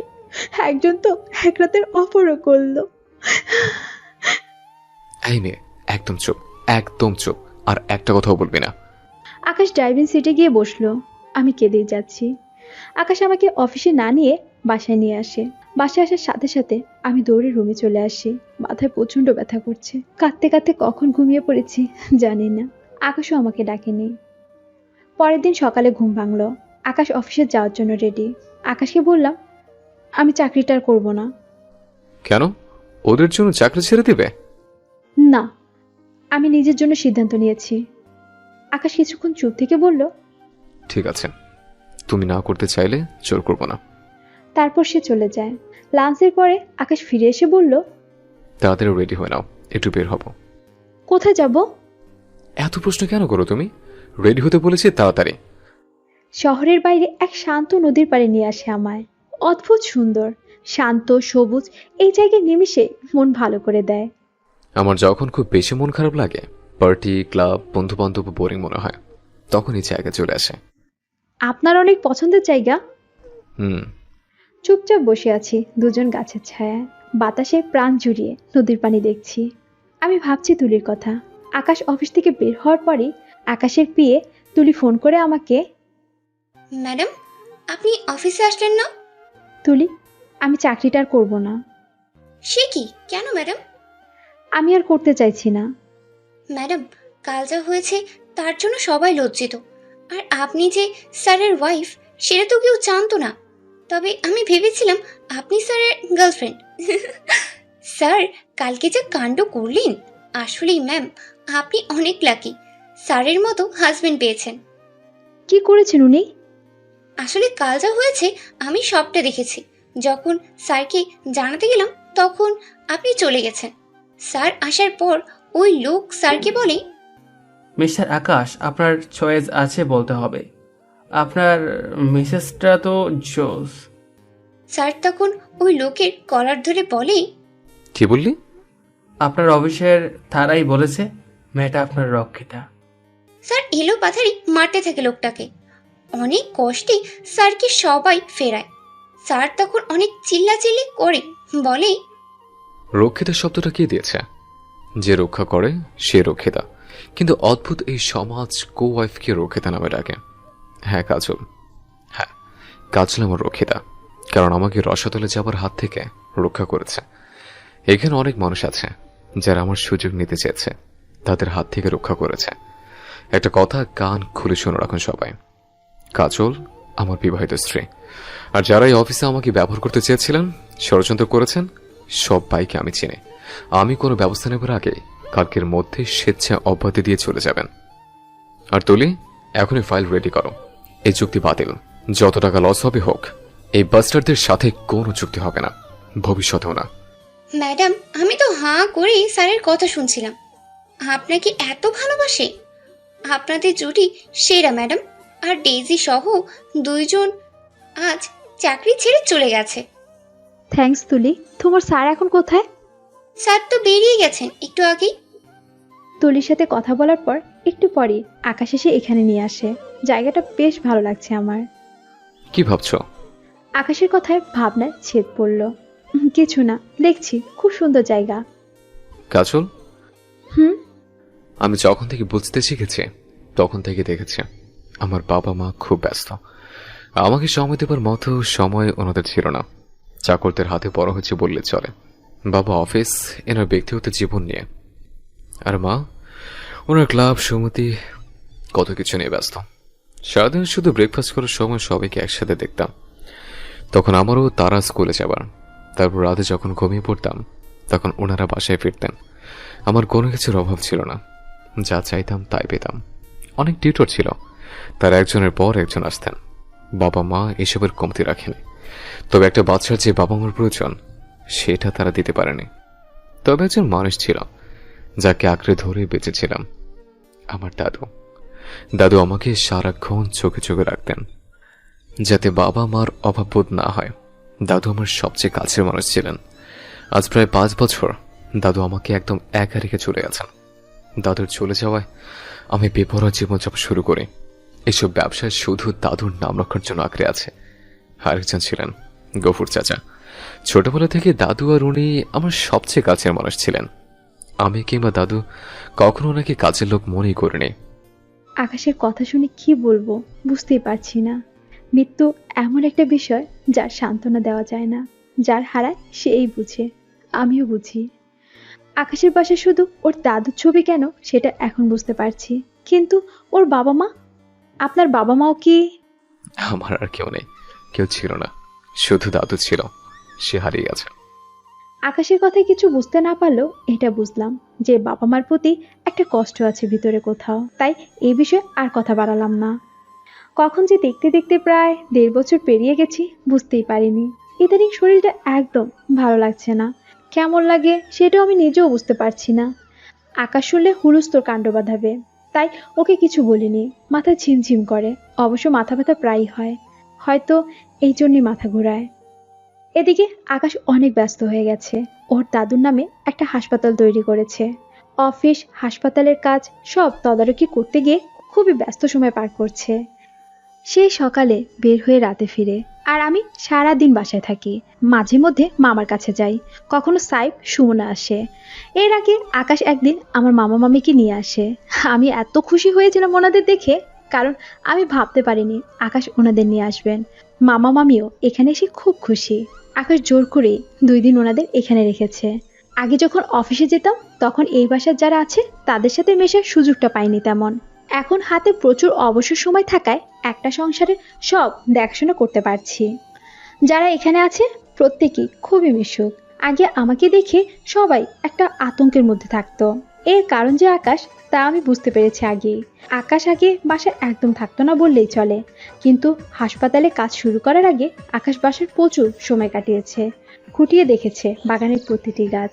এতেই বাড়িতে যেন নতুন করে প্রাণ ফিরে আসে। এখন অনেক ব্যস্ত, তাই সেই সময় হচ্ছে না, কিন্তু আমি ভালোই সময় কাটাচ্ছি। শোভা নামের একটা মেয়ে আছে, গফুর চাচার মেয়ে। সেও এখানে কাজ করে, সবার কাজের তদারকি করে। মেয়েটা ভারী মিষ্টি দেখতে আর ভীষণ মিশুক। আমার সাথে বেশ ভাব জমে গেছে। আজ কাঁচা আমের ভর্তা, কাঁচা তেঁতুল, কখনো বাগানে ঠাসা পেয়ারা নিয়ে আসে আমার জন্য। কেমন মায়া জড়িয়ে যাচ্ছে এই সংসারের। আকাশের প্রতি আমার ধারণা বদলে যাচ্ছে। কি জানি কেন সারাক্ষণ তার কথাই মনে পড়ে। আমি কি আকাশের প্রেমে পড়ে যাচ্ছি? কি সব চিন্তা করছি আমি। আকাশকে বাধ্য হয়ে বিয়ে করেছি। না, আকাশ আমায় ভালোবাসে, না আমি আকাশকে। 2 বছর পূর্ণ হলেই তো চলে যাব এই বাড়ি থেকে। আরো 3 মাস কেটে গেছে। এদিকে হাসপাতালের কাজ প্রায় শেষের দিকে। আকাশের ব্যস্ততা আরো বেড়ে গেছে। ইদানিং আমার শরীর খুব একটা ভালো যাচ্ছে না। মাথা ঝিমঝিম করে, মাঝে মধ্যে বমি বমি ভাব হয় খুব। 2 দিন বমিও হয়েছে। আজ যখন আকাশ অফিসে চলে যায় খুব খারাপ লাগছিল, তাই শুয়েছিলাম অনেক সময় ধরে। তারপর যখন উঠে গেলাম মাথা ঘুরে পড়েই যায়। তখন শোভা উপরে এসেছিল। সে দেখতে পেয়ে তাড়াতাড়ি আরও অন্যদেরকে ডেকে এনে রুমে নিয়ে মাথায় পানি দিয়ে দেয়। কিছুটা সুস্থ বোধ করলো শোভা জোর করে ডাক্তারের কাছে পাঠায়। আমি একা যেতে পারবো না সেই ভেবে সে নিজেও আমার সাথে আসে। তার চোখে মুখে খুশির ঝিলিক, কিন্তু আমার ভীষণ ভয় করছে। শোভা যা ভাবছে সত্যি যদি তা হয় কি করব আমি? আমার এদিকে যেমন ভয় লাগছে, অন্যদিকে অন্যরকম একটা ভালো লাগা কাজ করছে। আবার আতঙ্কিত হয়ে আছি। এর জন্য এক মিষ্ট অনুভূতি। ডক্টর অনেকগুলো টেস্ট করালেন। সামান্য এই সমস্যার জন্য এতগুলো টেস্ট করতে হবে কেন বুঝিই না। কিভাবে যে রোগীর কাছ থেকে টাকা নেবে এই ধান্দায় থাকে সব সময়। এসব মনে মনে ভেবে বিরক্ত হচ্ছি। রিপোর্ট পরের দিন দিবে, তাই বাসায় চলে আসি। সন্ধ্যায় আকাশ বাসায় ফিরে এসে দেখে আমি বিছানায় শুয়ে আছি। এই সন্ধ্যায় শুয়ে আছে কেন? শরীর খারাপ? না, মাথাটা ধরে আছে তাই। রেডি হও, এক্ষুনি ডাক্তারের কাছে যাব। আমি যে ডাক্তারের কাছে গিয়েছিলাম সেটা ওকে জানানো যাবে না। আর এখন নিয়ে গেলে আবার পরীক্ষা করাবে, আর কি রিপোর্ট আসবে আর সেটা আকাশ জেনে যাবে। কিন্তু আমি সেটা চাচ্ছি না। আর তাছাড়া সারাদিন শেষে বাসায় এসে আবার আমাকে নিয়ে বের হবে, সেটাও আমার খারাপ লাগবে। তাই বললাম, আরে তেমন কিছু না, দুপুরে ঘুমানোর অভ্যাস হয়ে গেছে। আজ ঘুমাইনি তো তাই মাথা ধরে আছে। ও তাই বলো। জানো, আর মাস 2-এর মধ্যে হাসপাতালে কাজ শেষ হয়ে যাবে। আমি খুব এক্সাইটেড। আকাশের চোখ মুখে খুশি, কত প্রাণ খুলে মনে হয় হাসছে। পরের দিন আমি নিজে রিপোর্ট আনতে গেলাম। ডাক্তার বলল, আপনার গার্ডিয়ান কেউ আসেনি? ডক্টর, আমার আসার মতো কেউ নেই, তাই যা বলার আমাকে বলুন। ডক্টর রিপোর্ট দিলেন আমার হাতে। রিপোর্ট হাতে নিয়ে বসে আছি। আমি বসা থেকে উঠতে পারছি না, মনে হচ্ছে আমার। তারপর হাসপাতাল থেকে বেরিয়ে এলাম। আমার পা ভেঙে আসছে। এখন কি করব আমি? এখন কাউকে কিছু বলা যাবে না। তারপর বাসায় ফিরে আসি। শোভা দৌড়ে আসে আমায় দেখে। ভাবি, ডাক্তার কি বলল? আমি মৃদু হেসে বললাম, তেমন কিছুই না, অতিরিক্ত টেনশনে নাকি মাথা ঘুরিয়ে পড়ে গেছি। শোবার মুখ দেখে বুঝতে পারলাম ও আশাভঙ্গে ব্যথিত হয়েছে। তারপরও তাকে কিছু বলতে পারলাম না। প্রায় 1.5 মাস পরে হাসপাতালের কাজ শেষ হয়েছে। আকাশ আমাকে নিয়ে ঘুরিয়ে দেখালো। হাসপাতাল তৈরি হয়ে গেছে, তবে চালু করতে আরও 4-5 মাস লাগবে। নতুন কর্মচারী, ডক্টর, নার্স নিয়োগের প্রসেস শেষ হতে। আকাশের ব্যস্ততা এখন কমেছে। আজকাল আকাশ অনেক খোঁজ মেজাজে থাকে, কিন্তু আমার ভিতরে কি চলছে আমি কাউকে বোঝাতে পারছি না। আর মাত্র কয়েকটা দিন, 2 বছর পূর্ণ হলে আমি চলে যাব আকাশের জীবন থেকে। কিন্তু আমার এত কষ্ট হচ্ছে কেন? মনে হচ্ছে আমার ভিতরটা দুমড়ে মুচড়ে যাচ্ছে। এই বাড়ির মানুষজন, এই বাড়ির ছাদ, বাগান সব কিছু মায়া জড়িয়ে গেছে। এরই মধ্যে আমার শারীরিক অবস্থা আরও খারাপ হচ্ছে। কাউকে কিছু বলতে পারছি না। আকাশের ব্যস্ততা এখন অনেকটা কম হয়, বাসায় থাকতে পারছে অনেক সময় ধরে। আকাশ যখন দেখলো একদিন বমি করতে, তখন জিজ্ঞাসা করলো, কি হয়েছে তোমার? তেমন কিছু না, হঠাৎ এমন হলো মনে হয় অ্যাসিডিটির জন্য। আকাশ কিছু না বললো, ওকে চিন্তিত মনে হলো। এরপর একদিন আকাশ আমাকে নিয়ে বের হতে চাইছে, কিন্তু আমার প্রচণ্ড মাথা ঘোরাচ্ছে, যে যাওয়া সম্ভবই হয়নি। ক্লান্তিতে হাত পা ভেঙে আসে আমার। নিজের ভিতরে নিজেকে শক্ত করতে চেষ্টা করছি, কিন্তু শরীর যেন মানছেই না। আজ সকালেও কেমন শরীর খারাপ লাগছে, বমি বমি ভাব। খুব কষ্টে আটকে রাখতে চাইলাম, কারণ আকাশ বাসায় ছিল। কিন্তু শেষ রক্ষা আর হলো না। হঠাৎ আমার চোখ ঝাপসা হয়ে আসে। কোনো রকমে বিছানায় এসে চোখ বন্ধ করে শুয়ে থাকি। মাথা ভার হয়ে আছে, কিন্তু বিছানা থেকে উঠতে গিয়ে মাথা ঘুরে পড়ে যায় বিছানার কিনারায়। আকাশ বেলকুনিতে ছিল, সে দৌড়ে আসে। কাজল, কি হয়েছে তোমার? কাজল। কিছু হয়নি, মাথা। আর কোনো কথা শুনবো না, এখনই যাবে আমার সাথে। আকাশকে শত অনুরোধ করেও হাটকাতে পারিনি। জোর করে ডক্টরের কাছে নিয়ে যায়। এদিকে টেনশনে আমার অবস্থা খারাপ। যদি রিপোর্ট দেখে কি হবে তখন? যাবার সময় আকাশ বলল, কাজল, একটা কথা বলতে চাইছিলাম। আমার মনে হচ্ছে তোমার সমস্যা অন্য কিছু। আমাকে আবার নতুন করে বাধার কিছু করনি তো? আকাশের কথার মানে আমি বুঝতে পারছি, তাই কিছু বললাম না। আমি অস্বস্তি বোধ করছি। আকাশ সেটা বুঝতে পেরে সেও আর কিছু বলল না। ভাগ্য ভালো, আগে যে ডক্টর দেখিয়েছিলাম সেই হাসপাতালে আসলেও সেই ডক্টর নয়, আজ অন্য ডক্টর ছিলেন। আবারও টেস্ট করতে দিল, করলাম। আকাশ বসে আছে, রিপোর্ট নিয়েই যাবে। কি করব ভেবে পাচ্ছি না। অনেক বুঝিয়ে আকাশকে রাজি করালাম। আগামীকাল আকাশ রিপোর্ট নিয়ে যাবে। অবশেষে আকাশ রাজি হলে বাসায় ফিরে আসি। এদিকে আমার ভিতরে ঝড় বইছে। আর মাত্র একটা দিন, আকাশের সাথে সব বন্ধন ছিন্ন হয়ে যাবে। এই মুহূর্তে আমি চাইছি না আকাশ কিছু জানুক। পরের দিন আকাশ অফিসে চলে যায়। সেই সুযোগে আমি নিজেই রিপোর্ট নিয়ে আসি।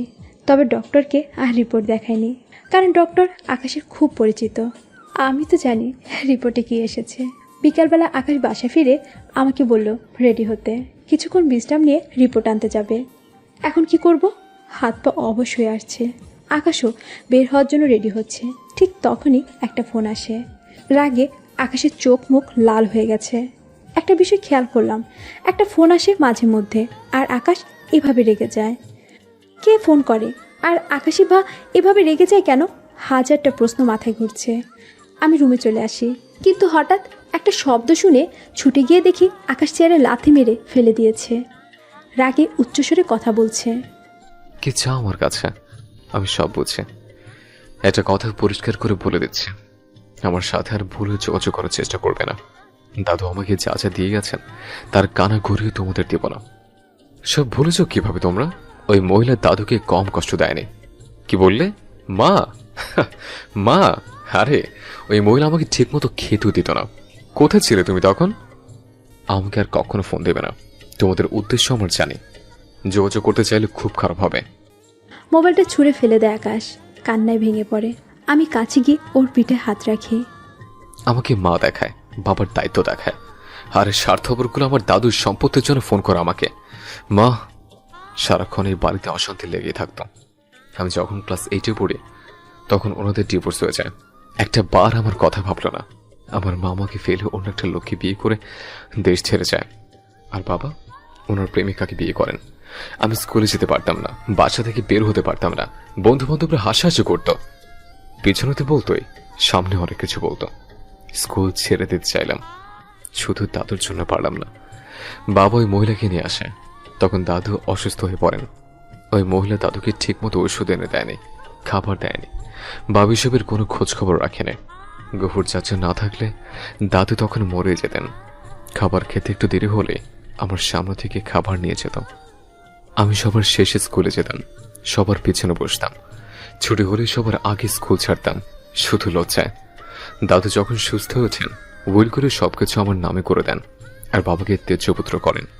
ওনাদের অনেক আছে, অনেক থাকার পরও দাদু আমাকে যা দিয়েছেন সেটা নেবার জন্য এখন বাবার দায়িত্ব ফলাতে আসে। সব স্বার্থপর, সব। কাউকে চাই না আমার। আমি রাতে একা ফুপিয়ে ফুপিয়ে কাঁদতাম। আকাশ, শান্ত হন আপনি। তুমি এখানে কি করছো? চলে যাও, তুমি চলে যাও আমার সামনে থেকে। কাউকে চাই না আমার, কাউকে না, কেউ নেই আমার, চলে যাও। আকাশ নিজেই বের হয়ে চলে যায়। আমি রাস্তায় হাঁটছি। ভোরে ঘুম থেকে উঠে আমি আকাশের বাড়ি থেকে বেরিয়ে আসি। আকাশ অনেক রাতে বাসায় ফিরেছে, এখনও ঘুমাচ্ছে, আর আমি রাস্তায়। আকাশের যেই 2 বছরের চুক্তি ছিল সেটা শেষ হয়েছে গতকাল। আজ আমি দায়বদ্ধ নই। আকাশ মানুষটা একদম অন্যরকম, অনেক কষ্ট পুষে রেখেছে মনে। আমার প্রতি যতটা অনুভূতি তার, কিছুটা আমি আশ করতে পেরেছি। আমি চলে যাচ্ছি, আকাশ আরও একা হয়ে যাবে, কিন্তু আমার কি করার আছে? কিচ্ছু করার নেই। আমি নিজেই নিয়তির হাতের পুতুল। সাইফকে ফোন দিয়েছি। সাইফ, তুই একটু আসতে পারবি এখন? কোথায় আপু? আমি বের হয়েছি, রাস্তায় আছি, তুই আয়। কেন আপু, কি হয়েছে? কিচ্ছু হয়নি, তুই চলে আয় তাড়াতাড়ি। আচ্ছা, আমি আসছি। কোথায় আসবো বলো? আমি সাইফকে লোকেশন বললাম। একা যেতে ভরসা পাচ্ছি না। সাইফ আসতে এত দেরি করছে কেন? আমি একা গাড়িতে উঠবো না, হাত পা অবশ হয়ে আসছে। এদিকে আকাশ ঘুম থেকে ওঠে, কিন্তু আমাকে কোথাও খুঁজে পায় না। শেষ পর্যন্ত দারোয়ান জানায় আমি খুব ভোরে বের হয়েছি। কোথায় যাব এত সকালে? আকাশ ভেবেই পাচ্ছে না। রুমে আবার যখন আসলো তখন ছোট্ট একটা চিরকুট চোখে পড়ল। আকাশ, আপনাকে অনেক ধন্যবাদ। আপনি অনেক কিছু করেছেন আমার পরিবারের জন্য। গতকাল আপনার 2 বছর পূর্ণ হয়েছে। আমিও কথা রেখেছি। 2 বছর আপনার প্রতিটি কথা মেনে চলেছি। চলে যাচ্ছি আমি, কিন্তু মনে হয় আপনার বাড়ির মায়ায় জড়িয়ে গেছি। কিন্তু যেতে তো হবেই। ভালো থাকবেন, কাজল। আকাশের চোখে পানি। এভাবে চলে যাব ভাবিনি আকাশ। এখন আকাশ ভাবছে নিশ্চয়ই মামার বাসায় যাব আমি। অনেকক্ষণ স্তব্ধ হয়ে বসে থাকার পরে মনে পড়ল রিপোর্টটা আনা হয়নি। সাথে সাথে সেইখানে চলে যায়। গতকাল রিপোর্ট নেবার কথা ছিল। স্যার, আপনার ওয়াইফ কাল সকালে রিপোর্ট নিয়ে চলে গেছেন। নিয়ে গেছে? এমন সময় সেই ডক্টর যাচ্ছিলেন এদিক দিয়েই। আরে আকাশ সাহেব, আপনার ওয়াইফের রিপোর্টগুলো দেখালেন না? তখন হাসপাতালের লোকটা বলল, স্যার, আপনার ওয়াইফ কাল রিপোর্ট নিয়ে চলে গেছেন, কিন্তু উনি এখন রিপোর্ট নিতে আসছেন। ডাক্তারকে খুব চিন্তিত মনে হলো। আপনার ওয়াইফ কোথায়? ওর বাড়িতে চলে গেছে, আমাকে কিচ্ছু জানায়নি। একটু ফ্যামিলি প্রবলেম। ডক্টর বুঝতে পারলেন, বললেন, আসুন আমার সাথে।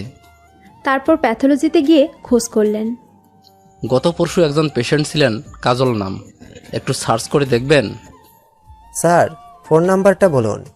আকাশের ফোন নাম্বার দেওয়ার আগে আমার নিজের নাম্বার দিয়েছিলাম, তাই আকাশ আমার নাম্বারটা দিল। জি স্যার, উনি 2 মাস আগেও এই টেস্টগুলো করিয়েছিলেন। ডাক্তার আলতাফ নবী প্রেসক্রাইবডে। ডক্টর আলতাফ নবী, একটা কপি দিন প্লিজ, ইটস আর্জেন্ট। কপি দিলেন তারা। হাসপাতালের সব রেকর্ড করে রাখা হয়। সব রোগীর রিপোর্ট 1 বছর পর্যন্ত সংরক্ষণ করা হয়। পরের বছর নতুন করে আবার করা হয়। ধন্যবাদ। ডাক্তারের মুখ আরো গম্ভীর হয়ে গেছে। আকাশ সাহেব, একটু কষ্ট করে আসুন আমার সাথে। আপনার সাথে দীর্ঘদিনের পরিচয় আমার, তাই ব্যক্তিগত পরিচয় থেকেই আপনার খোঁজ নিচ্ছি। আসুন, ডাক্তার আলতাফ নবীর সাথে দেখা করতে হবে। ডক্টর আলতাফ নবী কি কাজল কেন দেখালো? উনি কিসের ডক্টর? উনি একজন নিউরোলজিস্ট। নিউরোলজিস্ট? কিন্তু ডক্টর... প্লিজ আসুন আমার সাথে। আকাশ ডাক্তারের সাথে ডাক্তার নবীর চেম্বারে যায়। স্যার, রিপোর্টগুলো দেখেন। কাজল নামের একটা মেয়ের 2 মাস আগে আপনি এই টেস্টগুলো করিয়েছিলেন। ডাক্তার নবী রিপোর্টগুলো হাতে নিয়ে বললেন, হ্যাঁ, আমি করিয়েছিলাম। আমার মনে আছে মেয়েটার কথা। কেন জানেন? মেয়েটা বলেছিল ওর কেউ নেই, তাই রিপোর্টগুলো ওর হাতেই দিতে হলো। মেয়েটা রিপোর্ট হাতে অনেক সময় এখানে বসেছিল, তারপর সেই জেগে স্যার আসেনি। আমার প্রায়ই মনে হয় মেয়েটার কথা, খুব খারাপ লাগে। আকাশ কিছুই বুঝতে পারছে না। কি বলছে এসব ডাক্তার? ডক্টর, কি হয়েছে বলুন আমাকে। রিপোর্ট কি এসেছে? আপনি কে? মেয়েটার পরিচিত কেউ? স্যার, উনি আকাশ চৌধুরী, মেয়েটার হাজব্যান্ড। হাজব্যান্ড? কিন্তু মেয়েটা যে বলল... আই সি। ডক্টর প্লিজ বলুন কি হয়েছে, আমার খুবই টেনশন হচ্ছে, প্লিজ বলুন। ডাক্তার সাহেব একটু সময় চুপ থেকে বললেন, দেখুন আকাশ সাহেব, আমরা ডাক্তার, এ ধরনের কিছু বলতে আমাদেরও খারাপ লাগে, কিন্তু কি করব বলুন? আপনার নিজেকে শক্ত রাখতে হবে। প্লিজ ডক্টর বলুন কি হয়েছে। আপনার ওয়াইফের যে লক্ষণগুলো ছিল, মাথা ধরে থাকতো, কখনো খুব ব্যথা করতো, মাথা ঘুরতো, বমি বমি ভাব, হাত পা অসাড় হয়ে আসতো, এসব দেখে উনি মনে করেছিলেন প্রেগন্যান্সি। তাই অন্য একজন ডাক্তার দেখান। ওই ডাক্তার সব শুনে সাথে সাথেই আমার কাছে রেফার করেন। আমি সব টেস্ট করিয়েছি, এইসব লক্ষণ, তারপর চোখে ঝাপসা দেখা, সব কিছু আসলে প্রেগন্যান্সির জন্য নয়। ডক্টর আরো কিছু সময় নিয়ে বললেন, আপনার ওয়াইফের ব্রেন টিউমার, দীর্ঘদিন ধরে সমস্যাগুলো হয়ে আসছে, কিন্তু উনি পাত্তাই দেননি। আকাশের পায়ের নিচ থেকে মনে হচ্ছে মাটি সরে গেছে। ডাক্তারের চেম্বারেই কান্না শুরু করে। প্লিজ নিজেকে শক্ত রাখুন। আপনি ভেঙে পড়লে আপনার স্ত্রীকে কে সান্ত্বনা দেবে? আকাশ সাহেব, আপনি যখন ওনাকে নিয়ে এসেছিলেন তখন আমারও এমন সন্দেহ হয়েছিল, তাই এতগুলো টেস্ট করিয়েছি, আর তাই স্যারের কাছে নিয়ে এলাম। আকাশ কান্না ভেজে কণ্ঠে বলল, স্যার আমি তাকে কি সান্ত্বনা দেব? সে গত 2 মাস এই খবর গোপন রেখেছে, কাউকেও বোঝাতেও দেয়নি। আকাশ ব্রেন ও স্পাইনাল সার্জন ডক্টর আলতাফ নবীর সাথে কথা বলে বেরিয়ে আসে। সবাই কেন তাকে ছেড়ে চলে যায়? আকাশের হাত পা জমে আসছে, কিছু ভাবতে পারছে না আর। এমন সময় সাইফের ফোন আসে। আকাশ ভাই। সাইফ বলো। ভেজা গলায় বলল আকাশ, আপুর অবস্থা খুব খারাপ। কি হয়েছে কাজলের? কাজল এখন কোথায়? আপু আমাকে ফোন করে ওকে নিয়ে যেতে বলে। ও রাস্তায় ছিল। বাসায় নিয়ে যাওয়ার পর থেকেই বমি হয়েছে কয়েকবার, তারপর অজ্ঞান হয়ে গেছে। আমি হাসপাতালে নিয়ে এসেছি, আপনি তাড়াতাড়ি আসুন। কোন হাসপাতালে? সাইফ হাসপাতালের নাম বলে ফোন রেখে দেয়। এক মুহূর্ত দেরি না করে হাসপাতালে ছুটে আসে আকাশ। এসে ডক্টরের সাথে কথা বলে সবচেয়ে ভালো হসপিটালে ইমার্জেন্সি ট্রান্সফার করায়। আমার জ্ঞান ফিরেছে, হাসপাতালে আছি, বুঝতে দেরি হয়নি। একটু পর সাইফ আসলো। ওর চোখ দুটো দিয়ে পানি ঝরছে, বারবার চোখের পানি মুছছে। কিরে, কাঁদছিস কেন? আমি এখন ভালো আছি, কান্না করার কি হলো? আপু, তুমি এমন কেন? সারা জীবন অন্যের কথাই ভেবে গেলে। কি হয়েছে তোর? কিছু হয়নি আমার। সাইফ বের হয়ে যায় কেবিন থেকে। পৃথিবীটা এত নিষ্ঠুর কেন? কেন প্রিয়জনদের ছেড়ে এভাবে চলে যেতে হবে? আমার শরীর যখন খারাপ ছিল ভেবেছিলাম আমি কনসেপ্ট করেছি, কিন্তু যখন রিপোর্ট হাতে পাই আমার পায়ের নিচে মাটি সরে গেছে। ডক্টরের চেম্বারে অনেক সময় ধরে বসেছিলাম। আমার বুঝি এটাই বাকি ছিল। আমি জানি আকাশ আমাকে কতটা ভালোবাসে, আমাকে আঁকড়ে বাঁচতে চেয়েছে, কিন্তু আমার কিছু করার ছিল না। শুধু শুধু ওকে আর কষ্ট দিতে চাই না, এভাবে চলে এসেছি। আসলে কি করা উচিত ছিল আমার, আমি বুঝতে পারছিলাম না। আমার কাছে কোনো যুক্তি কাজ করছে না। রিপোর্টের কথা কাকে বলতাম? মামার বাসায় বলে ওনাদের কষ্ট দিতে চাইনি। আর আকাশ এত কষ্ট পুষে আছে, কি করে নিজের কথা বলে ওর কষ্ট বাড়িয়ে দিই? আমি ভাবতাম আমার কষ্ট আকাশ বুঝে না, কিন্তু তার মনে এই পাহাড় বয়ে বেড়াচ্ছে কে জানো তো। তাই চাইনি রিপোর্টটা ওর হাতে পড়ুক, কিন্তু এখন যদি এখানে টেস্ট করে তবে সবাই জেনে যাবে। এমন সময় আকাশ কেবিনে ঢুকে। ওকে দেখে আমি অবাক হইনি। নিশ্চয়ই সাইফ খবর দিয়েছে। আকাশের লাল চোখ দুটো ফুলে গেছে। আস্তে আস্তে আমার কাছে এসে বসলো। আকাশের অবস্থা দেখে ভীষণ কষ্ট লাগছে আমার। ওর দিকে তাকাতে পারছি না। আকাশ আমার হাতটা নিজের হাতের মুঠোয় নিয়ে বলে, আমাকে ফাঁকি দিতে চেয়েছিলে কেন কাজল? একটা বার আমাকে জানানোর প্রয়োজন মনে হয়নি তোমার? আমার চোখ দিয়ে পানি ঝরছে। আকাশও অঝরে কেঁদে যাচ্ছে। তারপর চোখ মুছে বলল, কিচ্ছু হবে না তোমার, আমি ডাক্তারের সাথে কথা বলছি, তুমি একদম চিন্তা করবে না, সব ঠিক হয়ে যাবে। আমার এত কষ্ট হচ্ছে যে মুখ দিয়ে কোনো কথাই আসছে না। একজন নার্স এসে একটা ইঞ্জেকশন দিয়ে যায়। আকাশ আমার মাথায় হাত বুলিয়ে দিচ্ছে। আমি চোখ বন্ধ করে আছি। আমার চোখে ঘুম নেমে আসে। মামা মামি, সুমনা, সাহেব সবাই এসেছে হাসপাতালে। মামা তো কাঁদতে কাঁদতে অস্থির হয়ে গেছেন, শুধু বলছেন, আল্লাহ তুমি আমাকে নিয়ে যাও, আমার মেয়েটাকে রক্ষা করো। মামি আমাকে সব সময় বকাঝকা করতেন, কিন্তু আজ বুঝতে পারছি এই বকাঝকার মাঝেও একটা অন্যরকম ভালোবাসা আছে। আমাকে জড়িয়ে ধরে সে কি কান্না। মাগো, তোকে কত কষ্ট দিয়েছি, আর তুই কি না করেছিস আমাদের জন্য। তোর কিচ্ছু হবে না, দেখিস। আমি নামাজ পড়ে আল্লাহর কাছে তোর জন্য দোয়া করব। তুই ভালো হয়ে যাবি রে মা। মামা মামিকে কাঁদতে দেখে আমার ভীষণ কান্না পাচ্ছে। সুমনা বলছে, আপু তোমার কিচ্ছু হবে না, তুমি একদম সুস্থ হয়ে যাবে। কিন্তু চোখের পানি ধরে রাখতে পারছে না সুমনা। আচ্ছা, তোমরা এভাবে কান্নাকাটি করলে আমার ভালো লাগবে বলো? একদম কাঁদবে না, ইনশাল্লাহ আমি সুস্থ হয়ে যাব। কয়েকজন ডক্টরের সাথে আকাশ আসলো।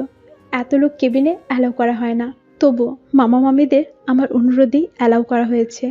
কিন্তু আর বেশি সময় থাকতে দিলেন না। সবাই বিদায় নিয়ে বাহিরে চলে যায়। আকাশের মুখের দিকে তাকানো যাচ্ছে না। ডক্টর চলে গেছে। আকাশ আমার কাছে বসে আছে, কোনো কথা বলছে না। আকাশ, খুব টেনশন হচ্ছে। আমি সুস্থ হয়ে যাব, চিন্তা করবেন না। আকাশ আমার দিকে তাকিয়ে মৃদু হাসার চেষ্টা করলো, কিন্তু আমি ঝাপসা চোখে স্পষ্ট দেখতে পেলাম চোখ দুটো জলে ভরে আছে। আকাশ আমার হাত ধরে বসে আছে। সারাক্ষণ আকাশ আমার কাছে কাছে থাকছে। রাতে আকাশ সুমনা থাকে এখানে। সাহেব সকালে আসে, সেই রাত পর্যন্ত থাকে। 2 দিন হয়ে গেছে। এরই মধ্যে শোভা এসেছিল 2 বার। মেয়েটার কান্নার জন্য কোনো কথাই বলতে পারেনি। আকাশ, সাইফ সবাই দৌড়াদৌড়ি করছে এই ওষুধ এটা সেটা আনতে। আমাকে নিয়ে যাচ্ছে বিভিন্ন টেস্ট করাতে। আকাশ ডক্টরের সাথে কথা বলতে গেলে, আকাশ সাহেব, সব রিপোর্ট আমরা হাতে পেয়ে বোর্ড মিটিং করেছি। আপনি ওনাকে দেশের বাইরে নিতে চাচ্ছেন, ঠিক আছে, কিন্তু আমরা অ্যালাউ করছি না রোগীর অবস্থা দেখে। ওনাকে নিয়ে যাওয়াও এখন রিস্কি। ডক্টর, আপনারা যেভাবেই হোক ওকে সুস্থ করে তুলুন, যা লাগে তাই ব্যবস্থা করুন। আপনারা বললে এই কোনো দেশের বাইরে নিয়ে যেতে আমি প্রস্তুত। প্লিজ নিয়ে যাবার ব্যবস্থা করুন। আপনি শান্ত হন মিস্টার আকাশ। আপনাকে রোগীর অবস্থা বুঝতে হবে। শুনুন, আমরা বোর্ড মিটিং শেষ করে আপনাকে ডেকেছি, আপনি মনোযোগ দিয়ে শুনুন। ব্রেন টিউমার দুই ধরনের হয়। এক ধরনের টিউমার এমন জায়গায় হয় যে সহজে অপারেশন করা গেলেও পরবর্তীতে রেডিওথেরাপি দিতে হয়, কারণ জীবাণু পুরোপুরি ধ্বংস হয় না। এখানে টিউমার আবারও হতে পারে, এটা ক্যান্সার পর্যন্ত হয়। আরেক ধরনের টিউমার অপারেশন করলে আবার হবার সম্ভাবনা না থাকলেও এটা এমন জায়গা হয় যে অপারেশন করা অনেক রিস্কি। তার উপর অপারেশন পরবর্তী রক্তক্ষরণের ঝুঁকি থেকে যায়। আপনার স্ত্রীর যে টিউমার সেটা অপারেশন করলে ভালো হতে পারে, তবে এই অপারেশন করা খুবই কঠিন হলেও আমাদের দেশেই এখন এর উন্নত চিকিৎসা আছে। কিন্তু বললাম না, দেশেই হোক আর বিদেশেই এই রিস্ক নিয়েই অপারেশন করতে হবে। অপারেশন ভালোভাবে শেষ হলে যদি রক্তক্ষরণ না হয় তবে উনি সুস্থ হয়ে যেতে পারেন। আপনি ওনার স্বামী, রিস্ক যদি নিতে চান আমরা অপারেশন করতে প্রস্তুত। আর আমাদের সাথে একজন বিদেশি স্পেশালিস্ট আছেন, উনি একটা সেমিনার উপলক্ষে এসেছেন। আপনার ওয়াইফ খুব লাকি, কারণ অনেক আগে থেকে চেষ্টা করেও ওনার শিডিউল মিলে না। এখন আপনি সিদ্ধান্ত নিয়ে আমাদের জানান, তবে দ্রুত জানাবেন। অপারেশন করতে হলে রোগীকে আগে থেকেই তৈরি করতে হবে। আকাশ কিছু সময় দুহাতে মুখ ঢেকে বসে থাকে। ডক্টর তারাও আকাশের মনের অবস্থা বুঝতে পারছে, কারণ তারাও রক্ত মাংসে গড়া যে মানুষ। আকাশ সাহেব, ভেঙে পড়বেন না, এটা লাইফ রিস্ক। দুটো পথ আছে আপনার সামনে, হয় রোগী এভাবে কষ্ট পেয়ে মারা যাবে, না হয় অপারেশন। আর অপারেশনটা একমাত্র আল্লাহ ভরসা। আল্লাহ চান তো উনি আবার স্বাভাবিক জীবনে ফিরতে পারবেন। আকাশ নিজেকে স্থির করে নিয়েছে। অপারেশন কখন করাবেন? আগামীকাল আমাদের ওটি আছে। আমরা চাইছি প্রথম অপারেশন আপনার স্ত্রীটা করতে। সময় নষ্ট করতে চাচ্ছি না আমরা। রোগীর অবস্থা নিজেই তো বুঝতে পারছেন। ঠিক আছে ডক্টর, আপনার অপারেশনের ব্যবস্থা করেন। আকাশ ঢলতে ঢলতে বের হয়ে আসে। আমি কখন ঘুমাচ্ছি, কখন জেগে উঠেছি বুঝতেই পারি না। মাথায় অসহ্য যন্ত্রণা করে। হাসপাতালের চার দেয়ালের বাইরে যেতে খুব ইচ্ছে করে। আমি যখন থাকবো না তখন তো আর কিছুই দেখতে পাবো না। আমি আকাশ দেখতে পাবো না। আকাশের পাশাপাশি দুটো শিউলি ফুলের গাছ আছে। যখন গাছে ফুল ফুটতো আমি প্রতিদিন সকালে গাছের নিচে যেতাম। সবুজ ঘাসে যখন শিউলি ফুলগুলো ছড়িয়ে থাকতো আমার প্রাণ ভরে যেত। আমি বুক ভরে নিঃশ্বাস নিতাম। আর কখনো সেই শিউলি তলায় যেতে পারবো না। কষ্ট হচ্ছে, ভীষণ কষ্ট হচ্ছে। আমার দিন ফুরিয়ে আসছে। ছাদে খোলা বাতাসে দাঁড়িয়ে মেঘ দেখতে পারবো না। এই পৃথিবীর নিয়ম এত নিষ্ঠুর কেন? আকাশ কি করবে যখন আমি থাকবো না? ওর কি খুব কষ্ট হবে আমি জানি। আকাশ কান্না করবে আমার জন্য। মামার আদর, মামির বকুনি আর শুনতে পাবো না। সাইফ, সুমনা মামিকে লুকিয়ে এটা সেটা আবদার করবে না। আমার পছন্দের বইগুলোতে ধুলো পড়ে যাবে। সুমনার বিয়ে হয়ে যাবে। কে মুছে রাখবে সেই ধুলো? আর ভাবতে পারছি না, মাথা ফেটে যাচ্ছে। উফ, এত অস্থির লাগছে কেন আমার? তখনই একজন নার্স এসে আবারও একটা ইঞ্জেকশন দিয়ে যায়। আমার চোখে আস্তে আস্তে ঘুম নেমে আসে। যখন ঘুম ভাঙলো দেখি আকাশ আমার হাত ধরে বসে আছে। আকাশ, বলো কাজল। আপনি সারাক্ষণ এখানে পড়ে আছেন, ঠিক মতো খাওয়া দাওয়া কিছুই করছেন না। আমি সব করছি, তুমি সব নিয়ে চিন্তা করো না। আকাশ আমার মাথায় হাত বুলিয়ে দিচ্ছে। আমি মৃদু হেসে বললাম, আমি জানি আপনি খাওয়া দাওয়া ফেলে এখানে পড়ে আছেন। আচ্ছা, ডক্টর কি বলেছে? আর কতদিন সময় আছে আমার? 1 মাস, না 1 সপ্তাহ, নাকি আরো কম? চুপ, কিসব বলছো তুমি? একদম এসব বাজে কথা বলবে না। আকাশ, আপনি ওই গানটা শুনেছেন? যখন পড়বে না মোর পায়ের চিহ্ন এ বাটে। গানটা বোধ হয় আমার মতো যাদের সময় ফুরিয়ে যায় তাদের জন্যই লেখা হয়েছে। দেখুন, আমার সব লেনাদেনা চুকিয়ে যাচ্ছি। আকাশ আমার গালে হাত রেখে বলল, কোথাও যাচ্ছ না তুমি, সব লেনাদেনা বাকি আছে, সব বাকি আছে। আকাশ কাঁদছে, শব্দ যাতে না হয় অনেক কষ্টে চেপে রাখছে কান্না, কিন্তু চোখে ভেসে যাচ্ছে। আকাশ কেবিন থেকে বেরিয়ে যায়। আকাশ কাঁদছে, কাঁদুক, কান্না চেপে রাখতে নেই। ভেতরটা চৌচির হয়ে যায়। আকাশ বাহিরে বেরিয়ে পাগলের মতো কাঁদছে। আমি চোখ বন্ধ করে বুঝতে চেষ্টা করছি। তীব্র যন্ত্রণা হচ্ছে মাথায়। আমি সহ্য করার চেষ্টা করছি। অনেকটা সময় কেটে যায়। আমার চোখে ভাসছে সেই যে নদীর পাড়, যেখানে আমি রোজ বিকেলে বসে থাকতাম, যে নদীর পানিতে পা ডুবিয়ে দিতাম। আকাশের হাতের স্পর্শ পেলাম, কিন্তু চোখ খুললাম না। আমার কষ্ট হচ্ছে চোখ খুলে রাখতে। জানেন, আমাদের বাড়ির পাশে একটা বড় নদী ছিল। খুব ইচ্ছে করতো প্রতিদিন একটা বার সাঁতার কেটে নদীর পার হয়ে ওপারে যাই, কিন্তু আমি যে সাঁতার জানি না। বাবার কড়া নিষেধ ছিল যাতে পানিতে না নামি, আর আমি সাঁতার জানি না, তাই পানিতে নামতো ভয় লাগতো। প্রতিদিন নদীর পানিতে পা ভিজিয়ে বসে বসে দেখতাম। আমার কথা বলতে খুব কষ্ট হচ্ছে, তবুও ইচ্ছে করছে আকাশের সাথে কথা বলতে। হয়তো আর কখনো খুঁজে পাবো না, কিন্তু যা বলতে চাইছি সেই কথাটাই বলা হচ্ছে না। সুমনা ফুপিয়ে ফুপিয়ে কাঁদছে, আমি শুনতে পাচ্ছি, কিন্তু কিছু বলিনি ওকে। ঘাতুক। আকাশ আমার হাতটা ধরে বসে আছে, পাগল লোক একটা। যতক্ষণ আমার কাছে থাকে আমার হাত ধরে বসে থাকে, যেন হাতটা ছাড়লে আমি অতর গহিলে তলিয়ে যাব। আসলে তলিয়ে যাচ্ছি একটু একটু করে। দিন ফুরিয়ে আসছে আমার। আকাশ বুঝতে পারছে আমার কথা বলতে খুব কষ্ট হচ্ছে, কথা জড়িয়ে আসছে মুখে। তুমি কথা বলো না, চুপ করে শুয়ে থাকো, আমি তোমার পাশে আছি। তুমি ঘুমোতে চেষ্টা করো। আমি চেষ্টা করছি ঘুমাতে, কিন্তু ভীষণ যন্ত্রণা হচ্ছে মাথায়। এদিকে ওষুধ খাওয়ানোর সময় হয়েছে, নার্স এসে ওষুধ দিল। আকাশ আমাকে ওষুধ খাইয়ে দেয়।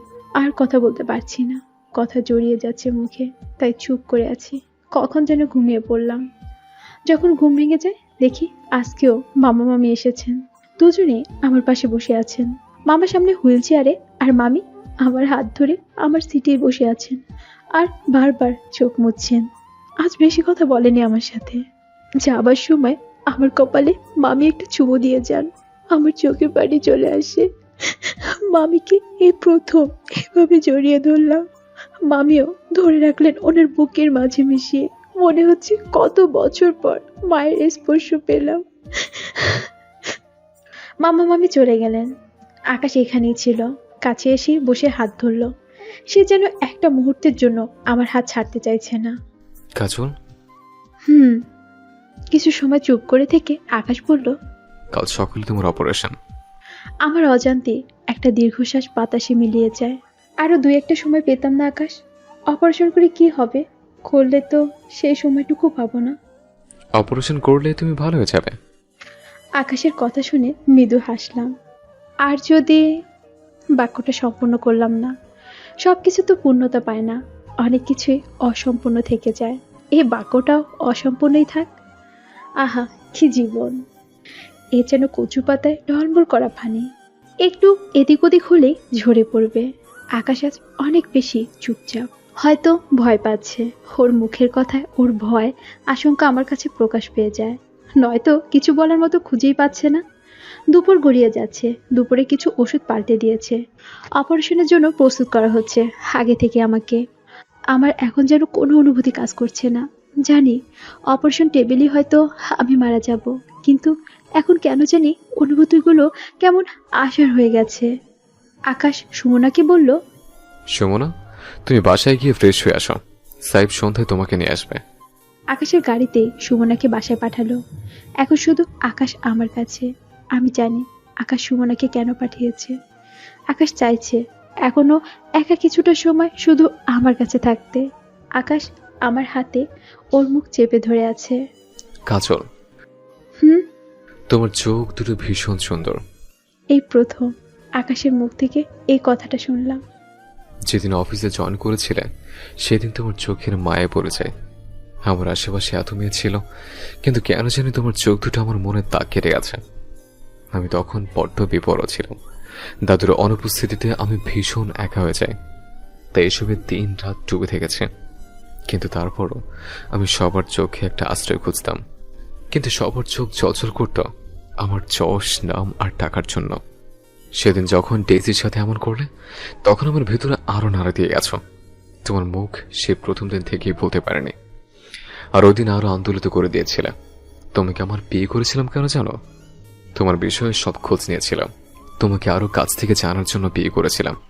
আকাশ একটা দীর্ঘশ্বাস ফেলে বলে, সেদিন পার্টিতে।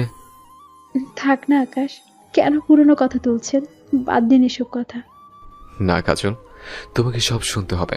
সেদিন আমি ইচ্ছে করে তোমার সাথে এমন করেছিলাম, মিথ্যে বলবো না। তোমার জন্য আমার সব ধরনের প্যাশন ছিল, তাই তুমি যখন চর মারলে আমার ভেতরে জেদ চেপে যায়। যে কোনো কিছুর বিনিময়ে তোমাকে আমার করে পেতে চেয়েছে, কিন্তু পরে বুঝতে পারলাম তুমি কিছুতেই বিয়েতে রাজি হবে না। তাই অনেকটা ব্ল্যাকমেল করে বিয়েটা করি, কারণ তোমাকে কোনো কিছুর বিনিময়ে হারাতে চায়নি। আমার জেদ ছিল ঠিকই, তার চেয়ে বেশি মনের মধ্যে একটা বাসনা ছিল, কোথাও একটা আশা ছিল যে তোমার মাঝে সবটাই পাবো, যা আমি এতদিন খুঁজেছি। আমি বোবার মতো হা করে আকাশের কথা শুনছি। তারপর বললাম, এই জন্যই বুঝি 2 বছরের জন্য বিয়ে করেছিলেন? আকাশ মৃদু হেসে বলে, তোমার কি মনে হয় এত কাজ করে পুড়িয়েছি 2 বছরের জন্য? আমি বলেছি, আর তুমি সিরিয়াসলি নিয়ে বিশ্বাস করেছ। এটা দেখে আমি খুবই মজা পাচ্ছিলাম। আর সত্যিটা জানাইনি আর একটা কারণ আছে। আমি চেয়েছিলাম তোমার মনের কাছাকাছি যেতে। তুমি আমাকে অনেক খারাপ ভাবতে, আর ভাববেই বা না কেন, আমি এমনই ছিলাম। কিন্তু বিশ্বাস করো, আমি আমার জন্য একটা আশ্রয় চেয়েছি তোমার মধ্যে। আমার কোনো কিছুর অভাব ছিল না, নারী, বাড়ি, গাড়ি, কিন্তু আমার নিজের একটা মানুষ ছিল না যাকে আঁকড়ে ধরে বাঁচব। আকাশের কথা শুনে আমার চোখ দিয়ে অঝরে পানি ঝরছে। কিছুতেই আটকাতে পারছি না। এতদিন তো বলেননি। বলার সুযোগ হয়ে ওঠেনি, আর বলতে ইচ্ছেও করেনি। চেয়েছিলাম 2 বছর পরে যখন তুমি কথা তুলবে তখন বলবো। তবে আজ কেন বললেন? আজ বলতে ইচ্ছে করছে, তাই। ভয় পাচ্ছেন যদি কখনো আর বলতে না পারেন? না কাজল, ভয় পাচ্ছি না, শুধু তোমার মনের জোর হতে চাইছে, তাই বললাম। আমি ভীষণ একা, ভীষণ। তোমার বাবা মা ছিল, সুন্দর একটা শৈশব ছিল, কিন্তু আমার সবাই থেকেও আমি একা। আমার শৈশব চিড়িয়াখানার বন্দি জন্তুর মতো ছিল। বাবা মা যখন ঝগড়া করত আমি ভয়ে জড়সড় হয়ে যেতাম। আমাকে কেউ বুঝতে চায়নি। দেখো না, আমার নিজের বাবা মাই ফেলে। তোমার জন্য আমার সব বদলে গেছে। প্রথম দিকে জেদের বসে অনেক রাব ব্যবহার করেছে, কিন্তু পরে নিজেই গিল্টি ফিল করতাম। তোমার কাছে যাবার হাজারটা বাহানা খুঁজতাম। 7 সাগরের পানি বুঝি আজ দুজনের চোখ দিয়ে ঝরে পড়বে। কতটা সময় পাবো জানি না, হয়তো এইটাই শেষ কথা আকাশের সাথে, শেষ কথা। চোখ মুছে আকাশ বলল, মাঝরাতে ঘুমের ভান করে তোমাকে জড়িয়ে ধরতাম যাতে তুমি বুঝতে না পারো। আসলে আমি তোমার শরীরের ঘ্রাণ নিতে চাইতাম। জড়িয়ে ধরলে মনে হয় ফাঁকা জায়গাটা পূর্ণ হয়েছে। আকাশ কান্নায় ভেঙে পড়ে। আমি কি বলে সান্ত্বনা দেব আকাশকে? এ কেমন নিয়তি! আকাশ চোখ মুছতে মুছতে বলল, বলো। একটা বার আমাকে জড়িয়ে ধরবেন? আমাকে ওর বুকের মধ্যে শক্ত করে জড়িয়ে ধরে। যদি পারতো হয়তো বুক চিরে ভিতরে রেখে দিত। আকাশের কান্না বোধহয় বাঁধ ভেঙে গেছে। আমিও আকাশকে জড়িয়ে ধরেছি, যেন কোনো কিছুই আমাদের আলাদা করতে না পারে। হয়তো আর কখনো এভাবে ধরতে পারবো না। আকাশের বুকে জড়িয়ে আমার পৃথিবী ভেঙে কান্না আসছে। আকাশ, আমি বাঁচতে চাই, আমি তোমার সাথে বাঁচতে চাই। আমি পাগলের মতো আকাশের সারা মুখে চুমু খেয়ে যাচ্ছি। এই পাগলটাকে আর কখনো দেখতে পাবো না, এটা মনে হতে ওকে আরো ভীষণ শক্ত করে জড়িয়ে ধরি। আমি বাঁচতে চাচ্ছি, আমি আকাশের জন্য বাঁচতে চাচ্ছি। তোমার কিচ্ছু হবে না, তুমি একদম সুস্থ হয়ে যাবে। আকাশ প্লিজ, তুমি অপারেশন বন্ধ করো। আমি অপারেশন করব না। কেন করবে না? কেন? অপারেশন না করলে আমি কয়েকটা দিন থাকতে পারবো তোমার কাছে। অপারেশনে যদি মরে যাই তবে আর একটা দিনও পাবো না। এই মেয়ে, একদম চুপ। আবার যদি এসব কথা বলেছ তো আমি তোমাকে মেরে ফেলবো। আকাশের কান্না কিছুতেই থামাতে পারছে না। এদিকে আমার মাথায় প্রচন্ড যন্ত্রণা শুরু হয়েছে। আকাশ, ভীষণ ভালোবাসি তোমায়, অনেক বেশি। আর কোনো কথা নয়, জানি তুমি আমাকে ভালোবাসো। আমি অনেক বেশি ভালোবাসি তোমাকে, তাই আমার কথা শুনতে হবে। চুপ করে শুয়ে থাকো, আর স্ট্রেস নেওয়া ঠিক হচ্ছে না। তুমি আমার হাত ধরে বসে থাকো। এই তো আমি হাত ধরে আছি, মাথায় হাত বুলিয়ে দিচ্ছে। ঘুমোতে চেষ্টা করো। দুপুর থেকে আমার খাবার বন্ধ করে দিয়ে স্যালাইন দিচ্ছে। ঘুমের পরিমাণ বেড়ে গেছে আমার। যতক্ষণ জেগে থাকি তীব্র যন্ত্রণায় ছটফট করি। সারা রাত কেটে গেছে। খুব ভোরে ঘুম ভাঙলে দেখি আকাশ আমার হাতে মাথা রেখে ঘুমিয়ে আছে। আমি আকাশকে দেখছি। আমার দৃষ্টি স্পষ্ট নয়, ঝাপসা ঝাপসা চোখেও আমি দেখছি আকাশকে। একটা হাত আস্তে আস্তে ওর মাথায় রাখলাম। ঘন্টা 3 পরে অপারেশন। আমি জানি না আর কখনো ওকে স্পর্শ করতে পারবো কিনা। ভীষণ ভয় হচ্ছে আমার। আমার হাতের স্পর্শে আকাশ জেগে ওঠে। ঘুম ভাঙলো কখন? ডাকলে না আমায়? ঘিন্ন স্বরে বললাম, এখন। আর কোনো কথা বের হচ্ছে না মুখ থেকে। আমার ভিতরে কেমন একটা করছে, মনে হচ্ছে দম আটকে আসবে। ভয় করছে, ভীষণ ভয় করছে। সময় হয়ে গেছে, আমাকেও ওটিতে নিয়ে যাচ্ছে। আকাশও আমার সাথে যাচ্ছে। আমি ওর হাত শক্ত করে ধরে আছি। শেষবারের মতো সবাইকে এক নজর দেখে নিলাম। অপারেশন টেবিলে নেওয়ার আগে আমাকে স্যালাইন পাল্টে দিল, আরও আরও কয়েকটা ইঞ্জেকশন দিল। আমার মনে হচ্ছে সারা দুনিয়া ঘোরাচ্ছে। মাথা কেমন যেন ঝিমঝিম করতে থাকে, চোখের পাতা ভারী হয়ে আসছে। টেনে খুলে রাখার চেষ্টা করছি, আমি চোখ খোলা রাখতেই চেষ্টা করছি। এদিকে আকাশও সবাই উদ্বিগ্ন হয়ে অপেক্ষা করছে ওটির বাহিরে। 3.5 ঘন্টা পরে ডক্টর বেরিয়ে এলেন। আকাশ ছুটে যায় ডক্টরের কাছে। ডক্টর, অপারেশন শেষ হয়েছে, 8 ঘন্টা পরে জ্ঞান ফিরবে। তবে রুগীকে এখন 48 ঘন্টা আইসিইউতে রাখা হবে অবজারভেশনে। আইসিইউতে কখন দেবেন? এই তো কিছুক্ষণের মধ্যেই। আমি কি একবার দেখতে পারি? সরি মিস্টার আকাশ, এটা অ্যালাউ করা হয় না। প্লিজ ডক্টর, একবার জাস্ট দেখে চলে যাব। ডক্টর একটু ভেবে বলেন, ওকে, শুধু দেখেই চলে আসবেন। তবে আপনাকে অন্য ড্রেস পরে যেতে হবে, ইনফেকশনের রিস্ক আছে রুগীর। ওকে ডক্টর, থ্যাংক ইউ। আসুন আমার সাথে। আকাশ ডক্টরের সাথে চলে যায়। কত মিনিট, কত ঘন্টা, কতদিন পরে চোখ খুলেছি আমি নিজেও জানি না। অক্সিজেন লাগানো, চোখও পুরোপুরি খুলতে পারছি না। মাথা নাড়ানো যাচ্ছে না, যন্ত্রণা হচ্ছে। শরীর কেমন ক্লান্তিতে ভেঙে আছে। আমি কাউকে ডাকবো এমন শক্তি পাচ্ছি না। এরপরও সবটুকু শক্তি সঞ্চয় করে ডাকতে চাইছিলাম, কিন্তু গলার স্বর যেন বসে গেছে। বেশ কিছু সময় পরে একজন নার্স কাছে এলো। তাকে বলতে চাইলাম, কিছু বলতে পারছি না। হাত দিয়ে যে ইশারা করব সেই উপায়ও নেই। হাত উপরে তুলতে পারছি না। কোনো রকম হাতের দুটো আঙ্গুল নাড়ালাম। নার্স বলল, কিছু বলবেন? আমি ঠোঁট নেড়ে বললাম, আকাশ। কিন্তু নার্স বুঝতে পারল না। যন্ত্রণা হচ্ছে ভীষণ, ভীষণ কষ্ট হচ্ছে আমার। যদিও অক্সিজেন লাগানো আছে, তবুও নিঃশ্বাস যেন বন্ধ হয়ে আসছে। মুহূর্তের মধ্যে চরম পর্যায়ে ব্যথা অনুভব করছি। চোখ যেন বেরিয়ে যাবে ব্যথার তোড়ে, খিচুড়ির মতো হচ্ছে। রোগীর অবস্থা বেগতিক দেখে নার্স ভয় পেয়ে যায়, ছুটে যায় ডক্টরের কাছে। আমি অনুভব করতে পারছি যে আমি মারা যাচ্ছি। বারবার মনে হচ্ছে মানুষ মারা যাওয়ার সময় এমন অনুভূতি হয়। আমি মরতে চাই না, বাঁচার আপ্রাণ চেষ্টা করছি। একবার শ্বাস নিলে মনে হচ্ছে এটাই শেষ। পরের নিঃশ্বাসটা আর ফেলতে পারছি না। সৃষ্টিকর্তার কাছে প্রার্থনা করছি, হে আল্লাহ, আমাকে বাঁচতে দাও, আকাশের জন্য বাঁচতে দাও। আমি ছাড়া ওর কেউ নেই। এমন করুণ একটা সময় আমি আকাশকে একা ফেলে চলে যাচ্ছি না, যেতে হচ্ছে। আমি লড়াই করছি বাঁচার জন্য। এমন একটা অদ্ভুত সময় আমি চোখের সামনে দেখতে পাচ্ছি সেই নদী, নৌকায় বেয়ে চলা। একটার পর একটা ঢেউ, আছড়ে পড়ার শব্দ আমার কানে আসছে। আমি স্পষ্ট দেখতে পাচ্ছি আমার মা রান্নাঘরে রান্না করছে। বারান্দায় বাবার সাথে ছোট্ট একটা মেয়ে খিলখিল করে হাসছে। আমি অবাক হয়ে দেখছি এই মেয়েটা আমি। নদী দূরে সরে যাচ্ছে, ক্রমশ দূরে সরে যাচ্ছে। আমার মা বাবা বাবার সাথে খিলখিল করে হাসা মেয়েটা, আমার চিরচেনা আঙ্গিনা ক্রমশ দূরে সরে যাচ্ছে। নাকি আমি সরে যাচ্ছি? এবার আমি বুঝতে পারছি বাঁচার সব চেষ্টা বৃথা। আমি ক্লান্ত হয়ে গেছি। অসহ্য যন্ত্রণা মাঝেও কেমন ভীষণ হয়। হঠাৎ আমি নিজেকে দেখতে পাই শুনশান নীরব এক অন্ধকারের প্রান্তরে। খোলা প্রান্তরে শুধু অন্ধকার। এই অন্ধকারও হালকা হালকা দেখা যাচ্ছে চারিদিক, কোথাও কেউ নেই। ভয় পাচ্ছি আমি, ভীষণ ভয়।